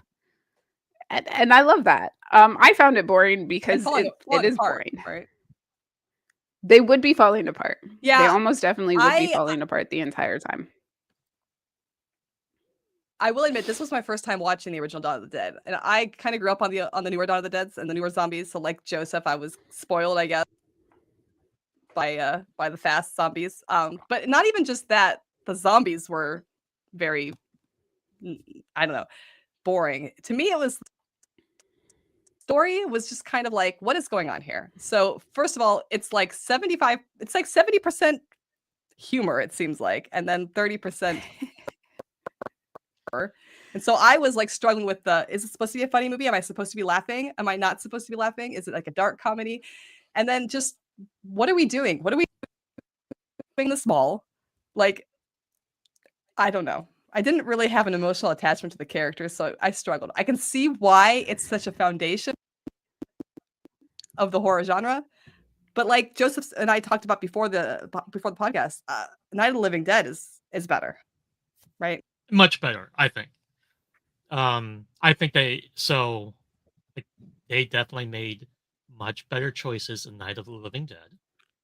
I think, look, holding up in a fucking mall, while there are obviously benefits to like food and clothing and supplies, it's a big glass box essentially. Like, how are you keeping the mall safe? How are you keeping yourself safe? With a lot of entrances. It's right. just I mean, like there's so many entrances in the much mall. of it is so unrealistic that it bothers. Oh, is this why we don't have mall culture anymore? Because people know that's Look, the worst place to go during a zombie apocalypse. Everywhere I go, I think about what I would have to do to survive there if the zombies started attacking. And malls are like the last place I want to fucking be, right? Okay, so malls are bad, but I think that I have to ask, do you have your helicopter pilot's license? If you're out here on the daily considering the zombie apocalypse, how do you not have your helicopter license? Yeah. Because if I've watched any zombie movie, I know that that is imperative to survival. And at least 2 people in your friend group should have. At least 2, because one of you is apparently that's what happens. But one of them's going to keep it a secret until the last fucking moment, because obviously. Yeah. Right? No, Francine, just right? So that made me so angry. Does she know how to fly a helicopter, or is she just making it up at the end? This was like the 70s. So she did not have Microsoft Flight Simulator. Every woman had a helicopter pilot's license in the 70s. This is what I'm learning, right? Is like, or they can fake it really well and still take off without dying. Is all I'm saying. And I'm just saying. You asked if I have. Look, you asked, what am I doing if I don't have a pilot's license to fly a helicopter? Yeah. I do practice on Microsoft Flight Simulator. I understand the real thing will be much different, but at least I have a conceptual knowledge that. It may not be. She was playing Space Invaders. I recently. Yeah. And I just saw, because everything I see on TikTok, I saw an interview with I think it was the head of Delta or something. And somebody asked him are flight simulators really a good judge of a person's ability to fly? Because the first time a pilot flies for the first time, it's their first time flying and they got a full jet full of passengers, right? And he's like, yeah, our flight simulators are really accurate. You know how to fly once you played them a few times. And I'm like, oh, so as far as I'm concerned, Joseph, you definitely have your pilot's license. Boom. There we go. Also, I have a plan. Look, I have this whole plan for the zombie apocalypse. He has a plan. Which is also my plan should any sort of major political crisis happen, which is I am not far from the coast. I have learned how to sail. So I will get on a boat and go out into the middle of the ocean where I can fish and I can boil water and purify water. I can survive for a long time on a boat in the middle of the ocean. You're going to be, and then when the entire planet is covered with water, Joseph is Kevin Costner in Waterworld. Except, yes, I will be okay. I will be alive, and all of my skills will be completely useless because nobody will need a historian or a biologist or a fucking IT guy. So I will just be floating in the ocean, living my life. Yeah. This is my plan. Anyway, this is way off topic. Sorry. I know, but this is a better movie than Dawn of the Dead. So okay. I think we can circle back to Dawn of the Dead briefly to talk about some feminist moments. We get one female character. We only really get 4 characters in this entire film. We get a lot of background characters. I think it's interesting who survives. I think the survivors at the end is interesting. Yes. Not the white guy? Yes. Yeah, not the white guy. The black guy does not die first, which is amazing. And then we have a pregnant woman who is not a virgin who survives. So that's kind of weird for the horror genre in general. But I think that having her character be pregnant was very, very pivotal for the story on multiple fronts. And I think it was well used. Normally, I absolutely abhor throwing in a pregnancy. This one, I'm going to forgive. Because at the beginning, they're like, what's wrong with her? What's wrong with her? And Steve's And like, every woman watching knew. like Steven's like, she's pregnant. And then you have the other character, Peter, who's like, do we want to keep this? Like, is that a thing? But he is asking Steven instead of talking to her about it, which then she, has things to say about, like, hey, that's a conversation to have with me, not like that's a me decision, not a you decision, which I think is very, very good. But I think in 1970s having that conversation, like, are we trying to keep this kid or not? I think that was very interesting to throw in. And her being like, hey, that's my decision, also beautiful. I love that. But because of her pregnancy, we also get to see the passage of time in the film. Like, if we didn't see that very obviously growing stomach at the end of the film, this could have been like a week of them holed up, but it was very obviously months inside of the mall where they were very safe. Do I think being in the mall was, the best plan? Do I think long term it would have worked out? No, obviously not. It did not. But I think the pregnancy gives us a lot of really fun moments. And then having her survive in the end, and then not giving us anything more than a vague ending. We have a kid, we have a future, we have hope. And I feel like that's a really good ending. I didn't like a lot about this, but there were some moments, and I thought they were done really well. I will give you that. I do think that those are good points, and that is a nice 100%. part of the movie. I think the rest of the movie was hot garbage. I'm going to just I be think they very made a blunt lot about of it. stupid decisions. Look, Let's go shopping at the mall. I was watching this yesterday with my brother. Well, I was watching this, and my brother walks in, and he's like, "Why are you watching that version? It's the shittiest version." I'm like, "Look, it was made in the 70s. This is stuff for the podcast." And he's like, "Oh, I hate that version." My brother is a huge connoisseur of zombie movies and zombie information, so he has very strong feelings. And so I had just started this. I was like, I I'm in for a agree. shit He show. should have very strong feelings about it. But if we didn't have this film, we would never have Shaun of the Dead. And Shaun of the Dead is probably my favorite It's the zombie best movie. zombie movie ever. So Shaun of the Dead. I is love amazing. Shaun of the so Dead. good. Shaun of the Dead is It's amazing. genius. It's genius. Hilarious. I do need to Yeah. watch that this year for Halloween. I'm running out ready of to move time, on but I gotta to watch it. next? Yes. Okay, we are let's ready to move on. I've been doing some research here about this one because of that Van brought up earlier. So this is Carrie, based on the book by Stephen King. Yeah. Right. Sissy Spacek plays What's this Carrie. Carrie thought? Oh man, Sissy this movie makes me sad and angry.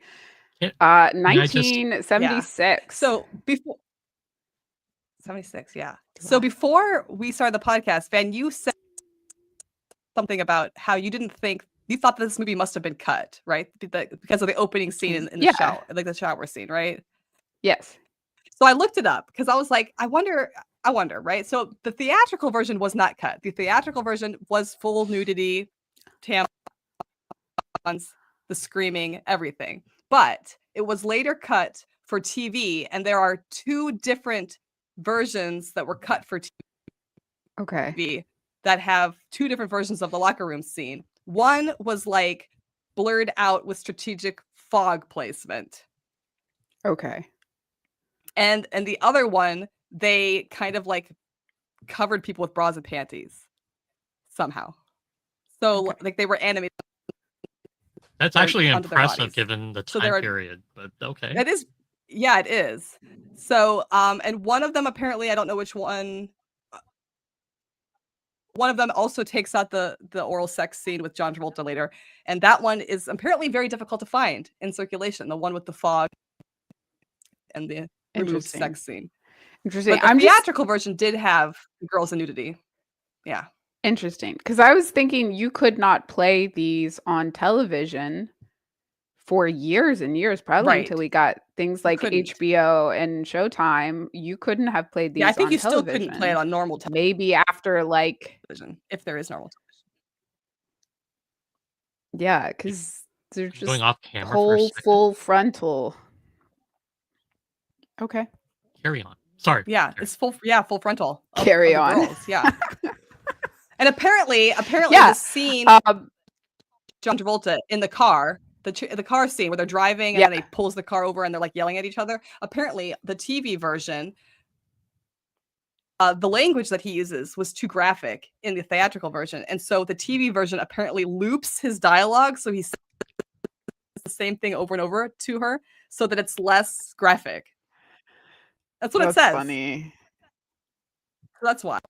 I love that, honestly. That's hilarious. Because when watching these, I'm like, was this playing like this in the theater? And even if it was playing in the theater, they would have had to have a second cut to play on television. And I know throughout history, when making film, there have been multiple takes and multiple cuts. There's a whole big thing in old Hollywood about even women my memory doing of some of these scenes movies naked. Some of these movies I was watching and I was like, I don't remember that, or I remembered something else. And so I think even I maybe saw a different version when I was younger and never saw the theatrical version. So I assume that there are different cuts, which is something Hollywood has done for a long time. But it is Carrie starts with a scene that is just like horrible. Like, it is It's horrific horrifying. that it starts, because you don't really like, everyone is very obviously picking on this girl who is also very obviously losing her mind, which to them it seems insane. What is she freaking out about? Like, she's just losing it. She's the weird kid. She's the crazy kid. Why is she losing it? It's so absurd. But none of them realize that this girl, this teenage girl, was never told what a period was. And she's that was never explained to her socially and culturally. And that is baffling. Yeah. But it doesn't. She would have to be so isolated to not know anything. Realistic. To me, it's very realistic. It is. Because I don't know people watching, but like in I'm assuming you as well, our age group, like when you were like in 5th grade or something, your parents had to like sign a document where you could like participate in like health class and find out about the body and all these kind of things like that. And some kids were not there. Like some kids were not allowed to go to it, right? And then some kids, I mean, I got have distracted 2 by older the sisters. DNA conversation and missed the whole part about like general sex ed. Okay, the sex ed was probably not even that good, so it's fine. You didn't really need to pay attention to that. But yeah, I had 2 older sisters, so for me, it was not like out of nowhere. But that doesn't mean that people my age and people who I have talked to started their period and had any idea what it was. Yeah. And so we get this in films a lot where a girl character starts her period and thinks she's dying. That's a very, very common coming of age thing to throw into a movie or a show or a book. You are dying, girl. Like, yeah. I mean, you are kind of dying. Sorry about that. Question. She was a senior in high school, was she not, in this movie? Yes, because she's going to a senior prom. Isn't that really late to get your period?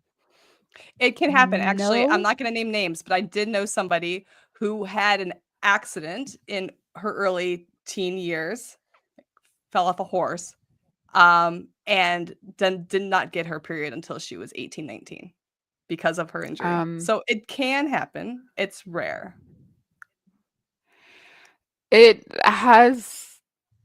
It's not out of the realm of possibility,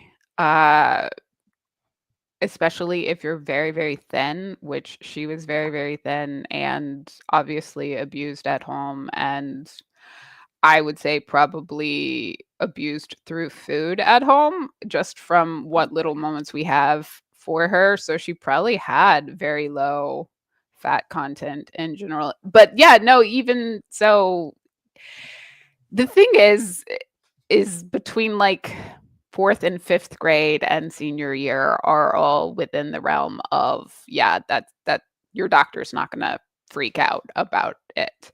anything slightly before like 4th or 5th grade, a doctor's going to be like, okay, this is really early, but they're not going to do anything about it. You start getting to 17, 18, and maybe your parent would take you to a doctor to see if anything was wrong. Obviously, her mom was not going to take her to the doctor. Her mom immediately, when she found out about it, was like, oh, this means you sinned. This means you're evil. This you need to beg God's forgiveness. You did something wrong. This is a curse. And this is the one.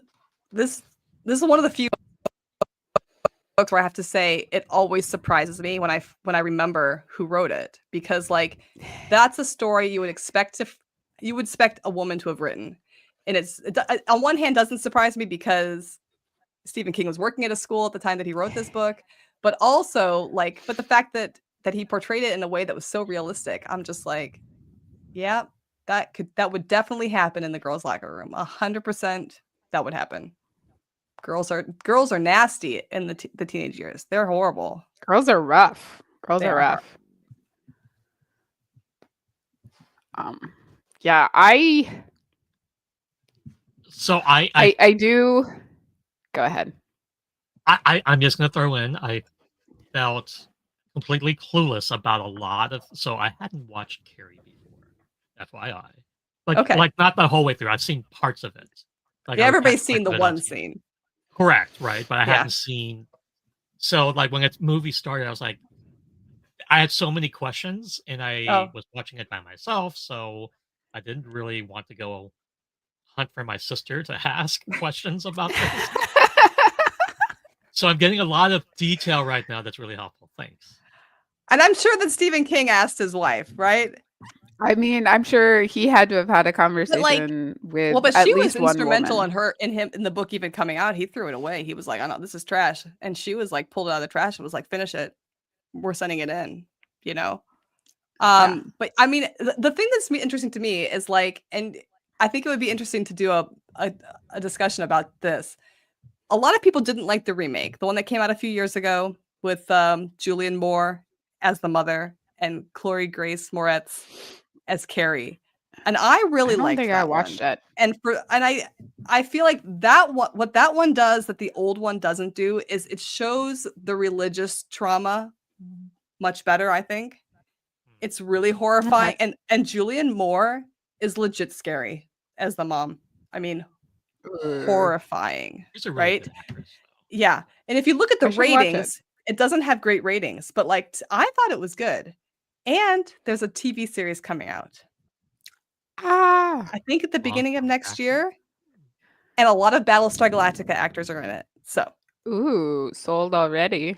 Very excited. Okay. Yeah, I will try and watch. That's just a random tidbit out there.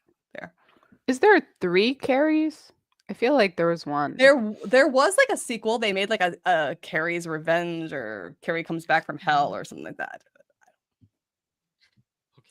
Anyway, I mean, Carrie got her revenge. Yeah. She torched the entire school, but right. I mean, she did go a little. She got a little cranky there at the end. A little crazy. I mean, she just killed some people unnecessarily. What I felt was so tragic was like the teacher dying. There was just a lot. Don't get me wrong. A lot of people in that gym needed to get what they got, but there were some innocent deaths. But the boyfriend, I always feel conflicted about that a little bit. The one who takes her to the dance. Yeah. I always feel kind of like, do I feel bad that he? I don't know. I think that him getting hit in the head is probably what made her torch the whole school. I think she probably would have scaled back. I don't think she would have killed the whole gym if that hadn't happened. And maybe he would have been fine. Maybe he would have lived. Maybe like if she would have just calmed the fuck down, they could have like all left. But she was reinforced constantly that everyone was going to make fun of her. Everyone was going to laugh at her. All of these horrible things. And then she is brought to this very incredible high as prom queen and then has blood poured on her. and everyone's laughing at her. So it Yeah. is the confirmation of everything her mother has ever said. And her mother said horrible, horrible things to her. So everything that she's saying is now true because this one thing is true. And we have to remember that she is also a teenager, and teenager hormones and teenager brain chemistry wildly different. Yeah, did she maybe overreact from what an adult with a fully formed brain and not raging hormones would do? Sure, yeah. But as a teenager, I think she was very very calm, very reasonable. Yeah, I think I agree. Especially for a teenage girl. I feel like a For- lot of for people a don't realize teenager. that teenage. I feel like teenage girls though are like that's next level crazy. Like Oh, they're very that- good on the outside of like not looking crazy, but like okay, but let me they're throw tall. in that teenage boys are very good at looking crazy on the outside, and they're even worse in the gym. So in the locker Okay. room, just from my experience. I mean, I'm sure. I'm sure. I think girls are socialized more to like hide things. Yeah. So it seems like they are just slightly crazy or slightly a bit worse because you get that stark contrast between being like prim and proper Mhm. and pretty and then them just being an actual teenager because they don't have Yeah. the ability to express themselves because they've been taught you have to, as Elsa says, conceal, don't feel. Yeah. And I think too, what we talked about earlier about women having agency. I think that's an interesting question with Carrie, because like the first question is, does Carrie have agency? Because she's been raised this way. Her mother has forced her to like see the world this way. And now she's suddenly got these powers that she cannot control. So it's almost like she has no agency. And then we look at, you know, I can never remember her name. The girl that ends up with getting her boyfriend to like revenge against Sue? Carrie. I think that was Is it Sue. Sue, or was Sue the good friend, or the I don't remember which was a good one I and don't which was remember. the the horrible one that's dating John Travolta in the film. Yeah, correct. So No, obviously I don't she's remember her she's a name. hateful bitch character, right? We don't like her, but at the same time, she's in an Yes. abusive relationship. She's in an abusive She relationship. is. Clearly, her parents are not like looking out for her, and so she's acting out based on what she knows, and she's, you know, she feels like she has to uphold her reputation. So I almost question whether she has agency. And then we have the character Sue. Nancy? I think Is it Nancy is the one who's like the mean girl. Yeah, in I the think you're right. And abusive Sue is the relationship. is the And then nice Sue one. lives. Yes. Yeah. Because she got kicked out of the gym. Right. Yes. Yeah. Yes. Which, And if that's she hadn't got also kicked out of the gym and the teacher would have listened to her, Right. we could have avoided Carrie getting a bucket of blood poured on so her the head, only and character then a who lot of tries people to wouldn't do have died. good can't Throughout do the whole good. film. Yeah. She can't Which is do it. probably why we close the movie with her having a horrific nightmare. And because she tried so hard and failed. Yeah. And that's why I think the ending of the remake is very powerful. It's different than this one and different from the book. And it has something happens with Sue. And it's worth watching for that ending to see if it changes the perspective of the situation, because Carrie makes a decision that's in the remake that basically saves Sue. So it's like for a moment she has some power over what she's doing and saves Sue from a tragic death. But like, I don't know, I feel I'll like have to watch it. almost none of I'll have I to almost watch feel it. like almost none of the women here have any power except for like the teacher, and she kind of fails at using her power, right? Although she does go to the principal and he kind of blows her off. So I feel like I think she does try. she tried. But there was like nobody here really had any agency except Carrie's mom. But we don't know what her trauma is, and we don't know what her past Well, is. we I kind of mean, know her her trauma. trauma is very She was- clearly that she was she was- probably raised very, very religious. She was raised religious, and then it sounds like that Carrie was born from rape. Yeah, it does not sound very good the way she describes it. I think she had a bad So- childhood because she does talk about people making fun of her and laughing at her in school. Like that comes up a couple times. Probably almost definitely raised super, super religious. But yeah, also all the descriptions of Carrie's dad are not like They're not great. At least great. that's how I've always interpreted that scene. I think you could probably see it different ways, but I always interpreted it as Carrie was Yeah, an I think you're right. unfortunate. None of the women really had any agency in this. Except for I think the Can't- teacher is the closest, and think the she teacher did is the try, but then she ran into obstacles like the principal, where she just could not fix everything. which But it shouldn't be on her to fix everything. it shouldn't be. I- I think the themes of this movie were really good, especially for the 70s. Again, Mm-hmm. not shocking. Stephen King's an amazing writer. Knowing that his wife had something to do with it, also impressive. I wonder how much she has. What's to even do. crazier is like didn't Carrie just have its 50th anniversary last year?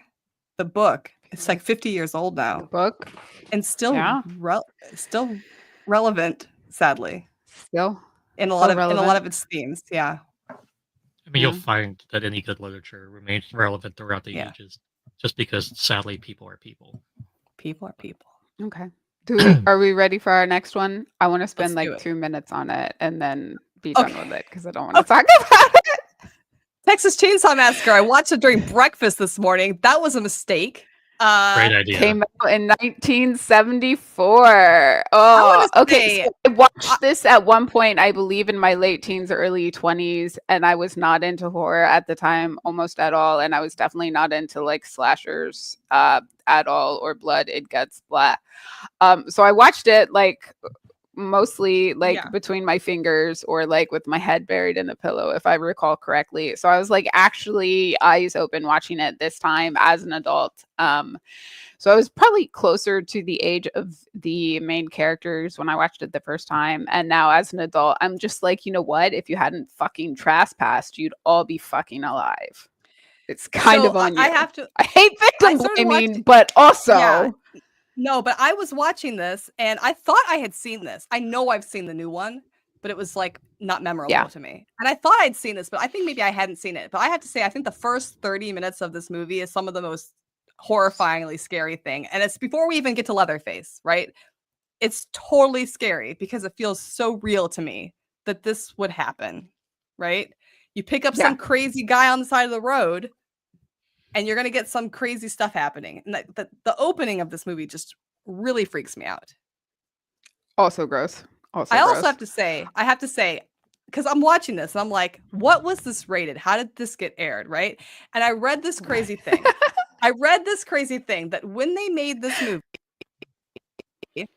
before they sent it off to the rating people, they cut some stuff because they were trying to get a PG rating. Right. And this is before PG-13. There's no possible way. Yeah, so there's no way. This is before they had PG-13 ratings, so it went PG-RX. And so they thought, well, we'll cut some stuff, we'll get a PG rating. They sent it in, and they're like, no, this is an X-rated film. And then they had to go back and cut a little bit more just to get it to an R rating. And I'm like, who makes this movie thinking it's going to get a PG rating? Like, there's no possible way. There's no way. That's insane. But is this the only you movie have Massacre in the title and you're going to shoot for a PG rating? I feel it's like the same rating as Bambi. Yeah. Like what? Right? What really surprised me though was was this the only movie really on our list with clear disability representation?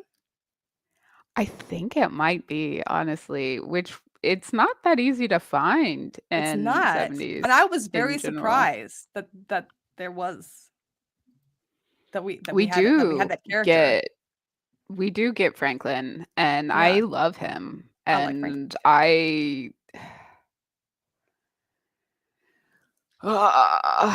so fun fact. It is very clear throughout the movie that there is not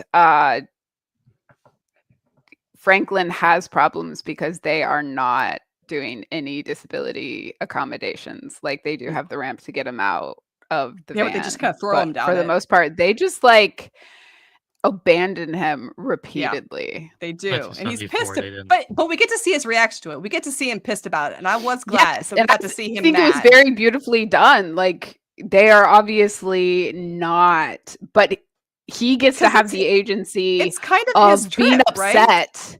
Yeah, he gets the agency of being upset and like this being a problem, and we're seeing all these ways that the other characters are ignoring him and leaving him out because he is in a wheelchair, and he's not just sitting there acting happy and being okay with it, which is what we get a lot when we get disability representation. They're sitting there like, oh, I'm just happy to exist. And I do like that we see his frustration and we see him struggle, and I do like seeing that. Yeah. All right, give us the fun facts. So this was made on a budget of $140,000 and shot in 16 days, which is grueling as fuck for a movie. That is fuck. That is and not it many was days. Based on real life. Well, not based. It was inspired by real life murderer Ed Gein. He's okay. There are quite a few movies based on Psycho, him, I believe. Yep. Psycho. So there's a new documentary on Netflix about him. Yeah, I have not watched it yet because I love myself. I don't like it's really part of the Monster series, and I have an issue with the Monster series, so I won't watch it. But okay, what's your issue? Are you going to share your issue? Well, my issue is that so they've made a few of these now, like Dahmer, and then the other one I don't remember, but it's like I feel like they're almost glamorizing and making the killers more charismatic than they should be, and forgetting the victims in the story for the sake of views, for clickbait. Essentially, is what it looks like to me. Especially the Dahmer one, and specifically, I didn't make it through the Dahmer one because I didn't like it because a lot of the family members, a lot of the family members of the victims, they came out and were protesting it for that reason exactly. But I heard that there's a scene in the new one, the Ed Gein one, where they have like Anthony Hopkins, who played Norman Bates in Psycho, and who had a very difficult relationship in Hollywood because of his homosexuality, and then he was married to a woman, and apparently their depiction of him is not kind, or is what I've heard. And so really? That's rough. That's what I've heard. Huh. Fun fact though, Anthony Perkins' son, Osgood Perkins, is a massive horror director now. He did like Long Legs. He's got a new one coming out. He did The Monkey. He's got a new one coming out next year.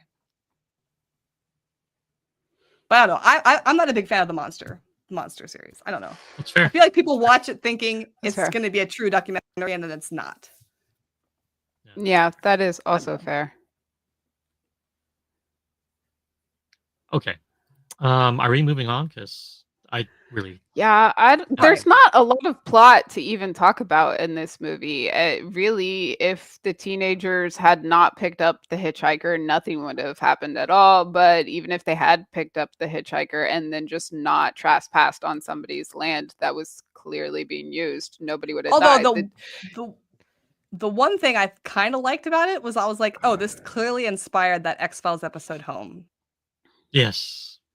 It's clearly like, oh, this is where they got all of that information for that episode, which was banned from TV when it came out. So that was, and now we know why.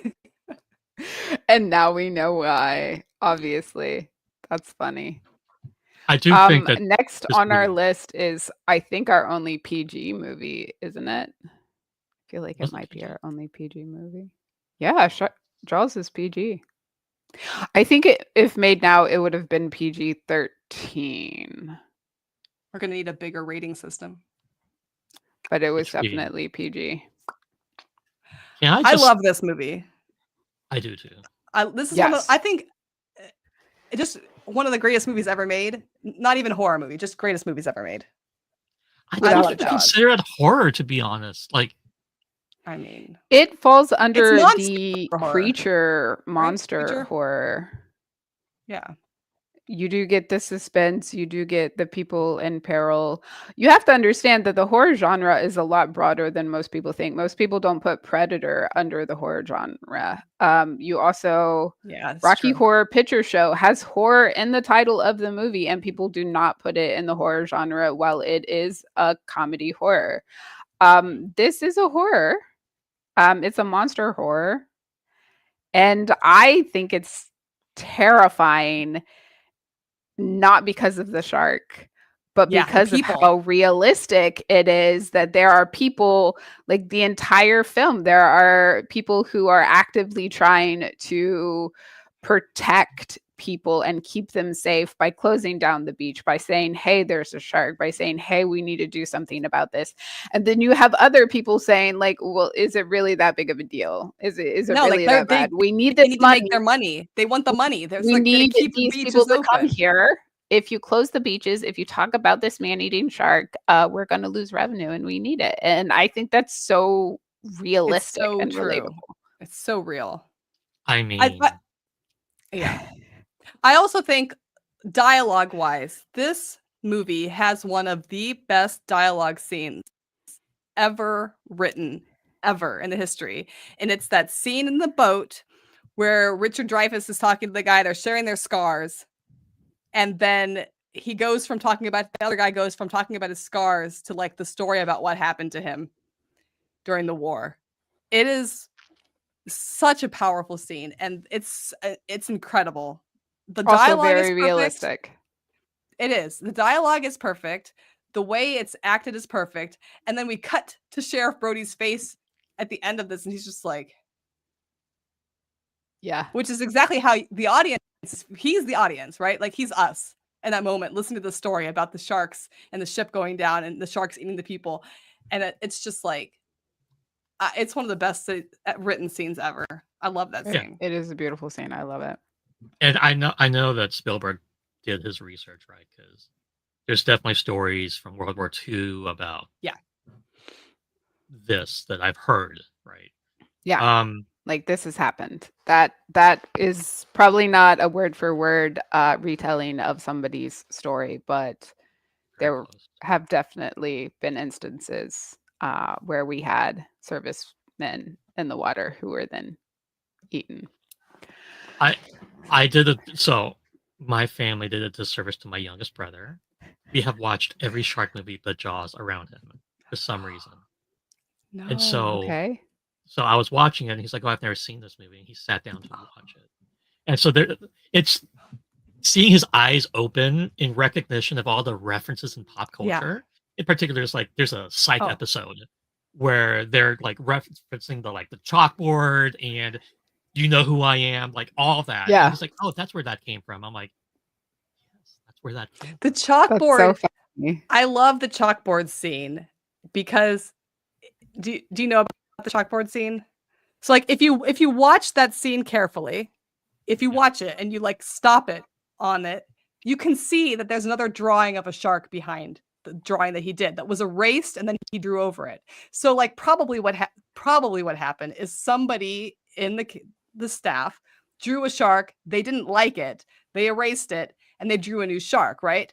That's probably what happens outside of the script. But when you watch it through a film lens, you still see it. Then you're thinking to yourself, he drew a shark while everybody was talking. He didn't like it. He erased it. And he draws another shark, right? So the whole time they're arguing and talking, and he's just back there, oh, that's not a good shark. I can do better. I can do better. I can do better. And I love that little. That's so funny. It does fit his character. It does fit his character so well. Now, I have to say, this is the only PG movie on our list, I believe. And this is one that I watched with my youngest. And we watched it last year because we were talking about villains last year for the podcast. And we did not get down to the monsters, which I think we had Jaws and Godzilla and like one other creature villain. But we didn't even cover those last year, but I had watched it in preparation. And so my youngest watched it with me and thought it was hilarious and kept a kill count. And then we went through and watched the rest of the Jaws. And I think it's 2 or 3. He got really disappointed because like only like 2 people die. He was like so disappointed. He's like, what is this? So then we watched one that's in the park where you're supposed to wear 3D glasses when you watch it. Dennis Quaid is like 15 or something. And but I think fun. the second Jaws, I think Jaws 2 is legit a good film and gets a bad rap. And I think if you watch it now, Jaws 2 actually is a very good sequel. It is a very good sequel. As sequels go, it is phenomenal. But after we finished Jaws, he was disappointed about a kill count, and so we watched Meg. And I don't know if either of you have watched Meg. I just watched Meg for the first time. Such a good film. The first one for me, great. It's terrifying. You get isolation down at the bottom of the ocean. It's like Jaws meets the Abyss. Yes, it is Jaws meets the Abyss. We're talking about the Jason Statham. Yes. The okay. first one is legit. Like I have to admit, the first one it's no Sharknado, my friend. It is good. It is good. It is really, really good. I thought this was gonna be crap, and it was great. I'm going to. And then I got a megalodon tooth. I will watch anything of Jason Statham because it's entertaining. Tell me I'm not going to think deeply, intellectually. I'm just going to watch it because it's going to be funny and action-packed. It's going to be action-packed. Yeah, it's fast. They're fast. The movies are fast. Yeah. Sometimes I just need to turn off my brain and enjoy the movie. No. I do really enjoy Meg. I do enjoy Meg, and I know we would not have had Meg without Jaws. Right. Yeah. That Jaws had to come. I mean, Jaws had to swim so Meg could leap. Yeah, and I love that if you talk to anybody who saw Jaws in the theaters originally when it came out, they will tell you that they didn't go into the ocean for 10 years. Yeah, they did. My mom, she's like, she would not swim in the ocean. She said 10 years after Jaws, she's like, I wouldn't go in the ocean. And valid. I mean, it scared people. And Steven Spielberg even said he kind of regretted making it because of that.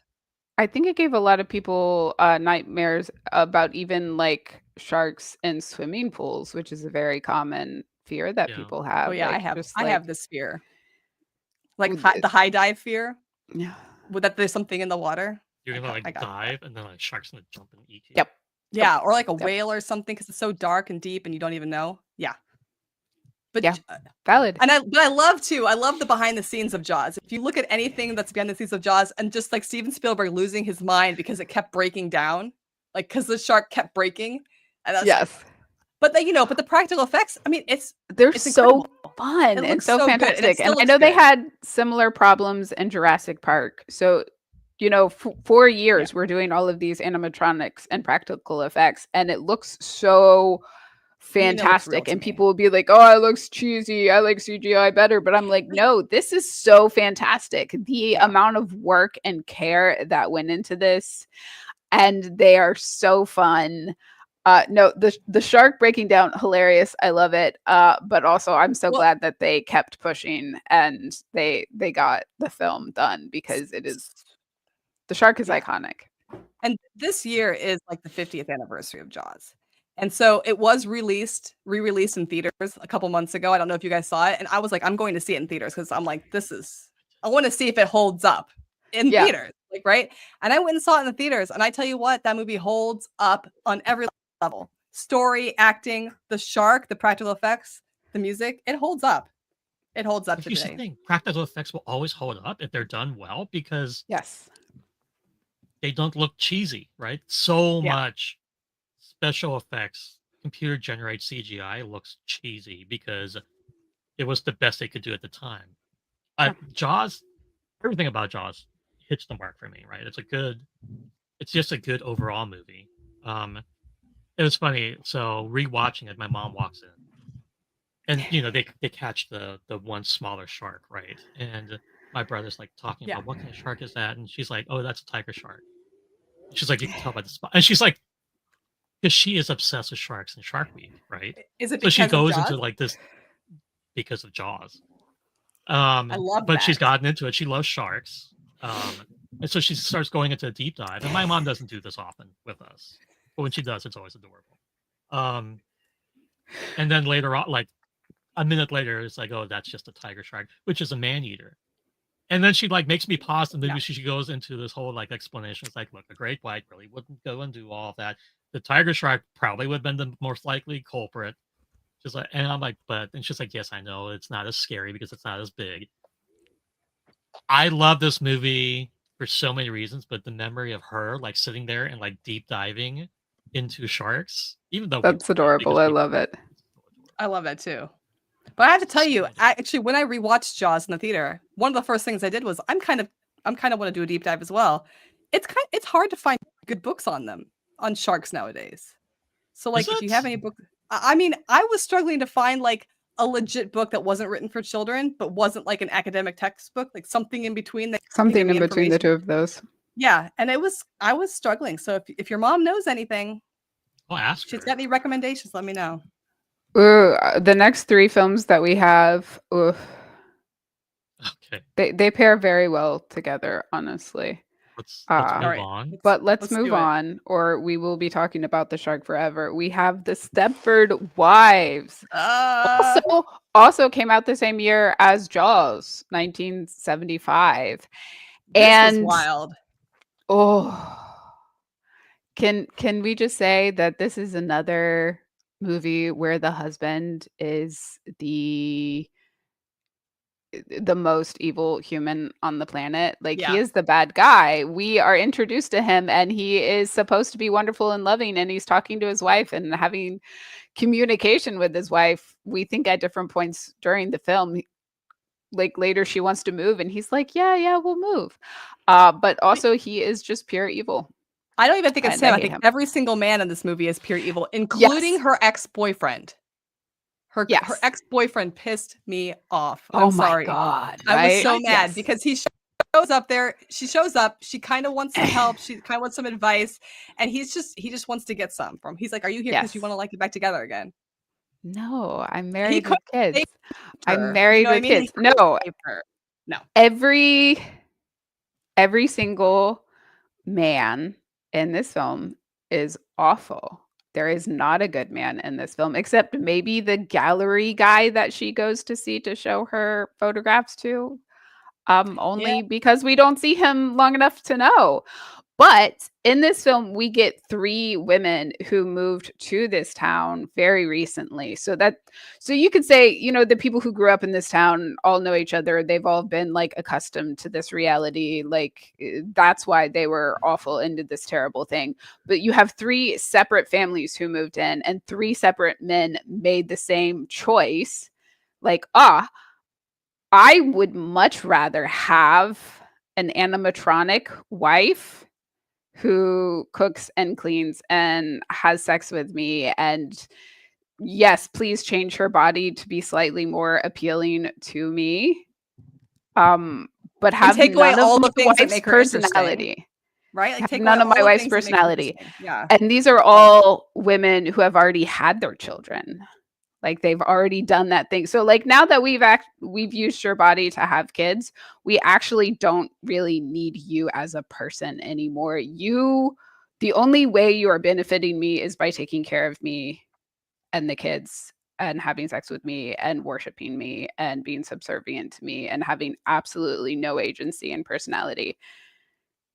And I'm just like, you're all evil. All evil. I'm sure that was the whole point of this movie. Why did you get married? You do not Well, I love your mean- wife. You don't even like her. I mean, it makes perfect sense when you realize that the author of the book was the same person who wrote Rosemary's Baby. Yeah.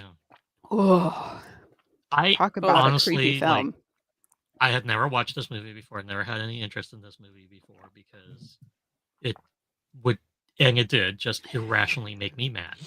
Within 5 It's minutes, supposed to. within 5 minutes, I was like, "Why are you like? You're a photographer. You're like an artist and successful. Why are you married to this guy who is bringing nothing to the table at all?" And I love that all the guys, they're like purposely unattractive guys, right? Yes. The men in this movie, they're not even like average looking. They're like just not good looking guys. No, he is purposefully, I believe, not attractive. Like, that is done intentionally. Yeah.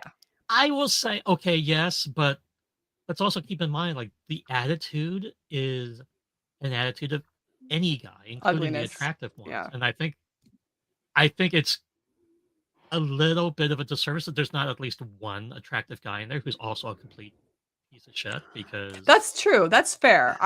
There should be. There should be. yeah, because You're right. I mean they're just all ugly inside and out, which Yeah. fair, but also But I feel like the reason they didn't do that is because they wanted the women to look like 10s. They wanted the women Yes. to look like 10s, so that to make it more like that these The that juxtaposition of these gorgeous women with these mediocre men, and then them wanting nothing more than to serve them and dote over them, and it made sense in the casting. I think it made sense. One of the things that really really made me upset is at the end of the film when we see the animatronic of Joanna, and they clearly enhanced her bust considerably, because the entire film she does not wear a bra this entire film. It is very obvious, and in a lot of 70s movies you see this, like, bra optional. Yeah. Great, love that for them. You see it, she's very like she's very thin, she's very skinny, like you see it this whole time, and then you get, and it's not a great image because I'm sure that they had to make it look a little weird to try and make this look realistically like her flesh. Like I don't know the makeup and prosthetics that they used, but we see this image of her naked body, and she now has like this hourglass figure. And it's like, not only did this man be like, oh, actually, I hate your personality, and I just basically need a live-in maid that I can have sex with, but also, can you just like change your body to better suit me too? And I'm just like, and I kind of want to watch the remake because so I want to see if it powerful. was.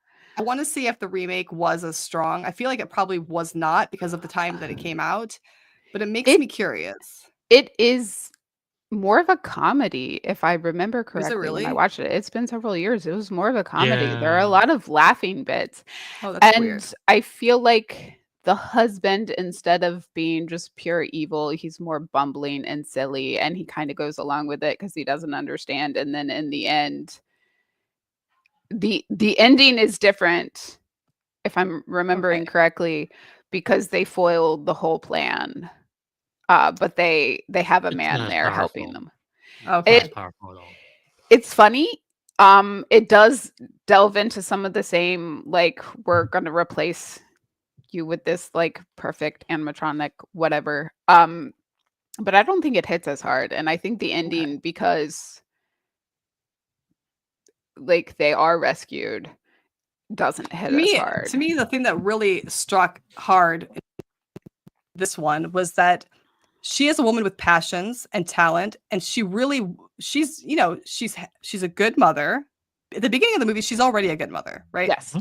She's already a good wife because she's going along with what her husband wants to do. So it's not like she's telling him, I don't want to move to this town, I don't want to do this. I mean, she starts to be like, let's move.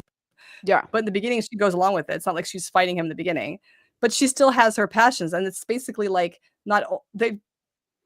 everything that she was is taken from her. And so then you think to yourself, well, but this robot's going to be raising these children. Yeah. Yeah. This passionless object with no agency is going to be raising the children, a boy and a girl, So the boy is going to turn up just like dad, and the girl's probably never going to leave Stepford, right? No. Which is what the patriarchy wants. Yeah. I think my favorite scene in this, not in any way horrific, was the conversation that Walter and Joanne had on the phone when she was out of town and he was taking care of their kids and then the neighbor lady's kids. Oh, yes. Where he was like, what do I do? Blah, blah, blah. Like, he was freaking out, like having to take care of actual children. And she's like, I do this like for 8 hours a day, 6 days a week. You're fine. And I love that she was just like, you're fine. You've got this. Like, she was just like, this is not, why are you freaking out about this? You've got this. Right. That was a great had conversation. Faith in him. And he, as the parent, could not handle having his own children and I guess a couple other kids for a few hours without freaking out. But it was just like so funny to me because I know people who have had this conversation with the other parent. And that conversation and conversations like that lead to a lot of divorces because it's like if I am the primary single parent anyways and you are not parenting, it is just easier if I do it without you. Yeah. I think the only thing that Joanna could have done to change anything is to just take her kids and leave earlier when he would not take her seriously. Well, he didn't but want to take her seriously. Like, you realize that.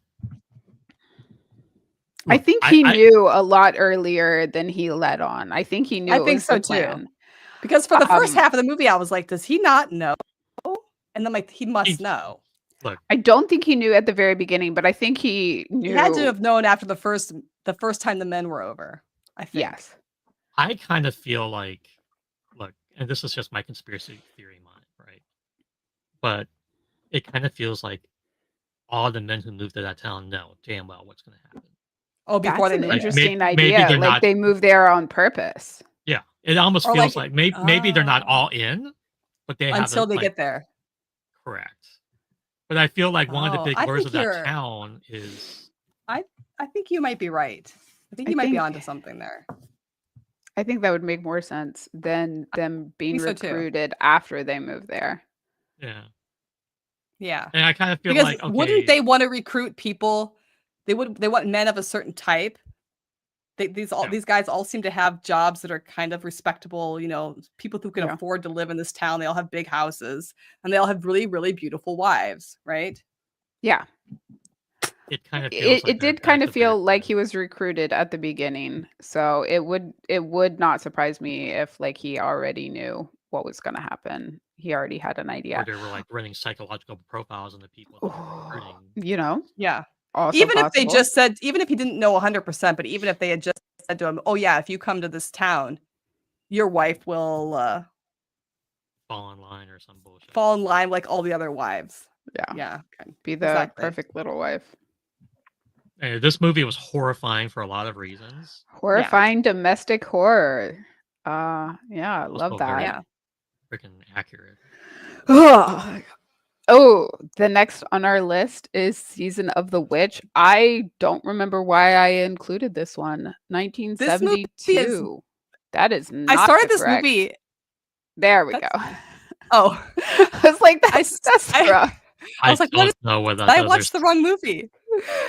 Okay, that's a witch movie. I started watching this movie and I was like, this feels like softcore. You know what? Yeah. I'm like, what is this? It's a lot. It's a lot. But that opening scene was quite cool. I have to say, I like the opening sequence. Yes, I feel like I was not on the correct drug to appreciate this to its full extent. I feel like there are a lot of movies and there are a lot of music that sometimes if you are not in the correct mindset, you can enjoy, but also you are not getting the full experience. And I would say that this one probably has a psychedelic of some kind that pairs very well with it. You know, like you would pair a wine with, you know, chocolate or cheese. This pairs really well with some form of psychedelic. Some sort of mushroom. Yeah, I agree. I was going to say probably LSD, but sure, mushrooms. Something. I do like how a lot of the themes overlap with the Stepford Wives. Yes. Because here again, we have a wife, a mother, but she's like older. So she's out of the child rearing years. The kids are all grown up essentially. And she's basically bored with her life. And feeling like unsatisfied by her husband, unsatisfied in her life, and unsatisfied with her friends, and she turns to witchcraft. I mean, very logical to me. I see the connection. I mean, women get to a certain point, and you know, especially she's got like an empty nest now. Her husband is not there most of the film.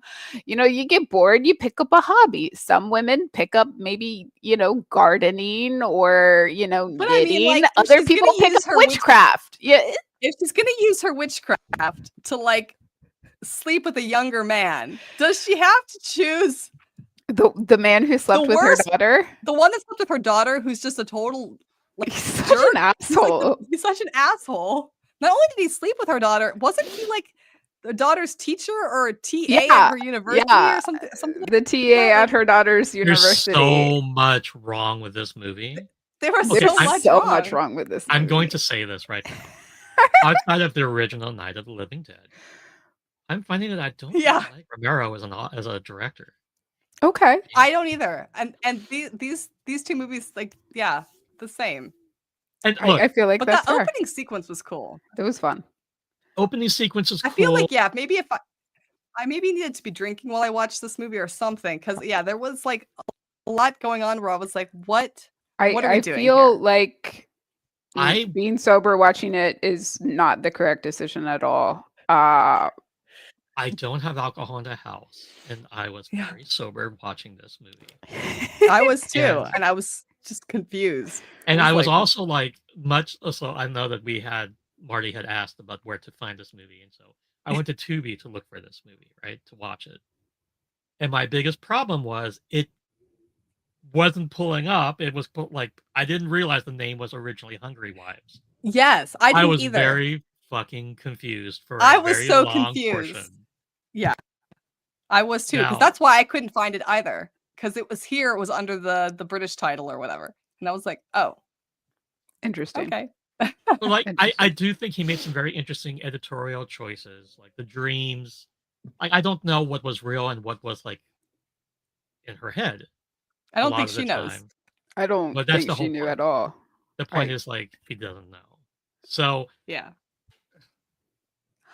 I mean, as far as kind of getting into the older woman, perimenopause, menopause age, you kind of are a little out of it. Everything is changing, your brain is changing, the world around you is changing. And I think in that instance, taken through that lens, it is a fascinating film.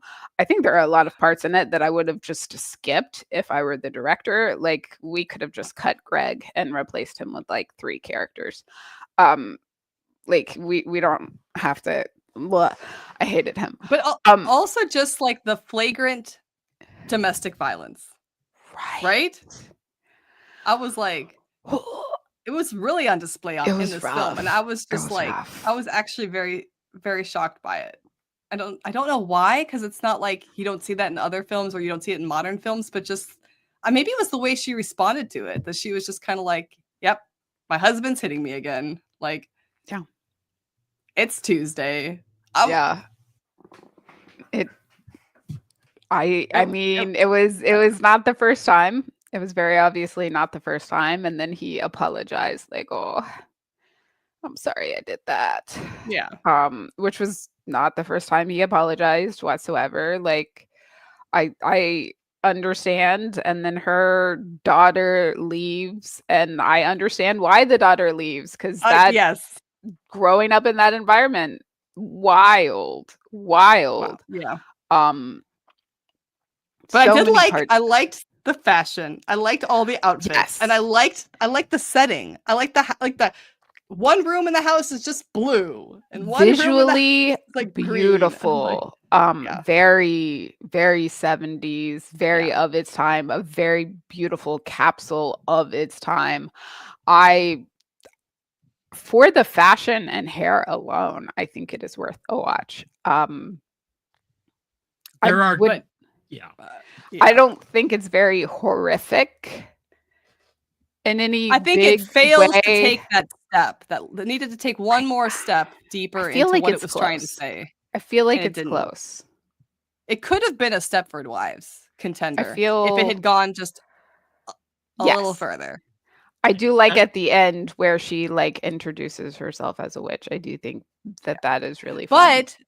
But then she introduces herself as a witch, and they turn around, they just call her Jack's wife.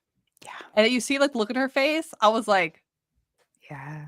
oh, that was probably my favorite part of the movie. I feel like I would have been much happier if Jack. I don't know. Yeah, I don't either. It Joseph, kinda- thoughts?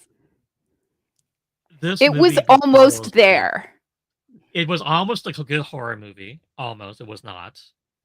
Or it could have gone the other way and just been a porn, but it was neither. It Oh, It was no. neither. It was like It was trying. neither. It couldn't decide if it wanted to be if it wanted to be a porn or if it wanted to be a horror movie. And it I ended hate up this being movie. neither. I honestly hate this movie. I got nothing out of this movie except I the liked it headache. more than Dawn of the Dead. I think. I'm not sure. I'm gonna disagree with you on that one. I'm not because sure. At least Dawn of the Dead wasn't trying to be a porn or At a least horror. Dawn of the It was Dead just had a straight up horror. helicopter. Yeah, there was a Yeah. helicopter. You can't But- argue with that. There was a helicopter. Not I the don't white know. guy escaped from that movie, and I was That's okay true. with that. That's true. Which, I mean, fair enough. Like, I don't know. This movie just Moving on. there's nothing redeeming about this movie that I can even begin to. I feel like they could have done something to make it a more lasting, memorable movie for modern audiences. If they had pushed it in several directions, it would have been so much better. But I think for the audiences at the time, I do think it was much more relevant, and for the people watching it when it came out, I think they had a very different perspective on it. But yeah, for Sure. modern audiences, I think it doesn't quite get to something. I do still love it, and because I like looking at pretty things. I'm a very visual person, and it is very pretty. But our last and final film, this one was a hard watch for me because there are a lot of kids in it. Again, there are kids in it. And again, there are kid deaths in it, actually, which is upsetting. But Amityville Horror, 1979. I was surprised by how graphic the opening scene was. Right? That they then kept flashing back to. Yeah, we didn't get to see it once. We get to replay this a couple times. Yeah. Can I just say that I think I watched this movie when I was like 10 or 11. I watched this when I was really young too, I think. And I couldn't rewatch this entire thing because it's not that it scares me anymore. It's that it triggers the memories of being scared as a kid. Oh yeah. So like, this is a hard one for me. I mean, I struggled now watching it as an adult for the first time and having to accept the fact that Thanos' father is pretty hot. You know what? Yeah. When was I going to be told that? Like, the James Brolin was pretty good looking. I mean, Thanos is a good looking guy.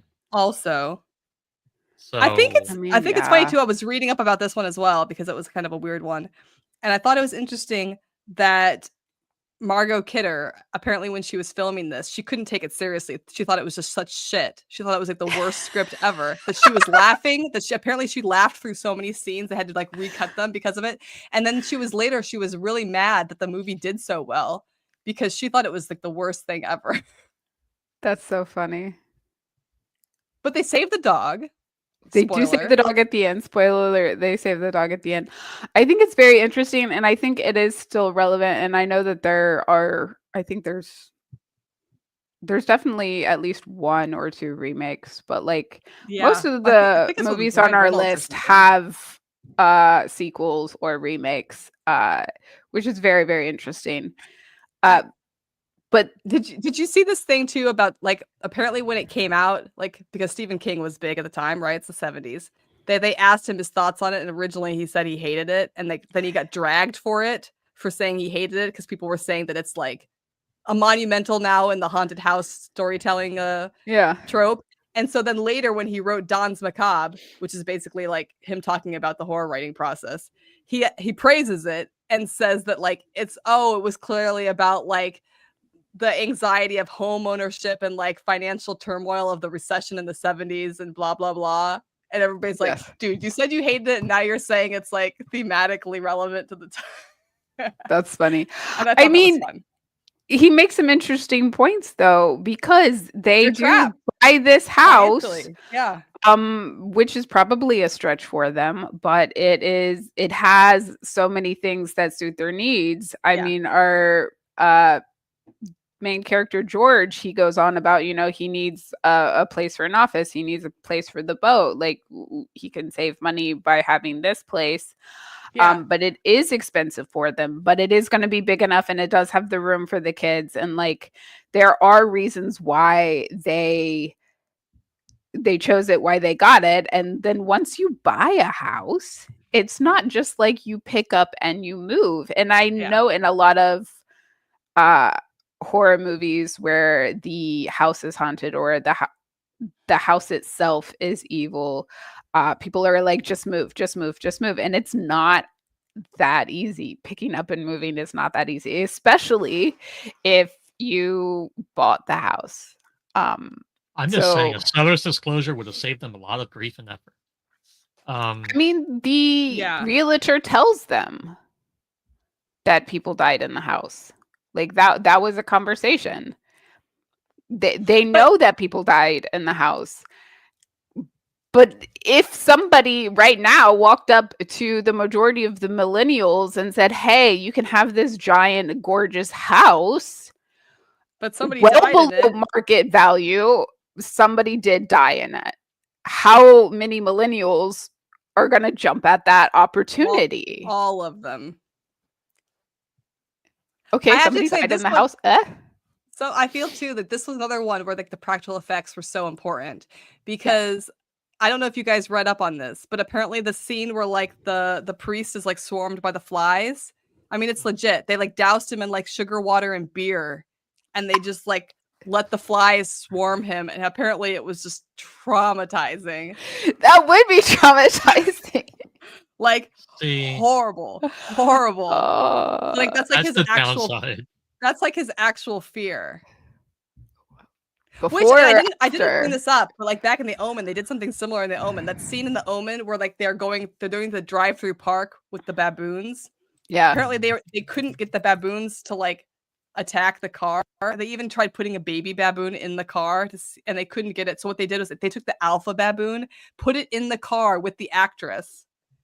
And then all the other baboons attack the car, and that is her legit fear because there's a baboon in the back seat with her in that scene. That's horrifying. That's horrifying. Okay, maybe in some instances CGI is okay.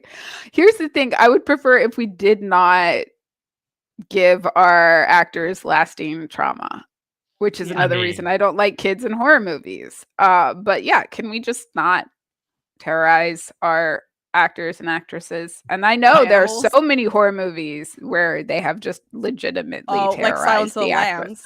Lambs. Let's talk The Shining. The Shining. No, we talked about that last year. We covered this.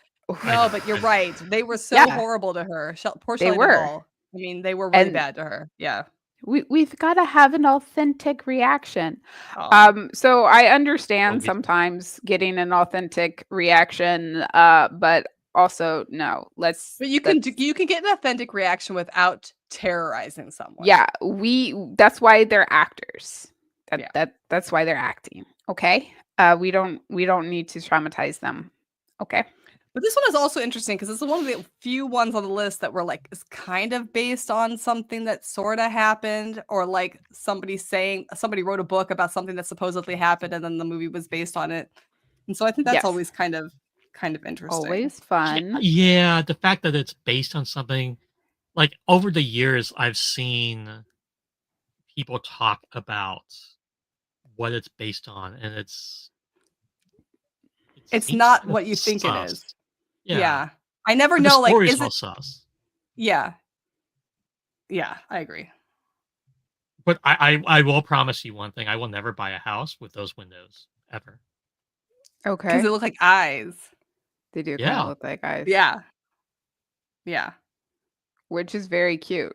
I guess they did actually want to use the original house, and the owners of the original house were like, "Fuck you, no." So this is just a random house that is not supposedly haunted and trying to kill you, but it has creepy eyes. So I think that they did a really good job selecting a house is just inherently it's a creepy creepy looking house.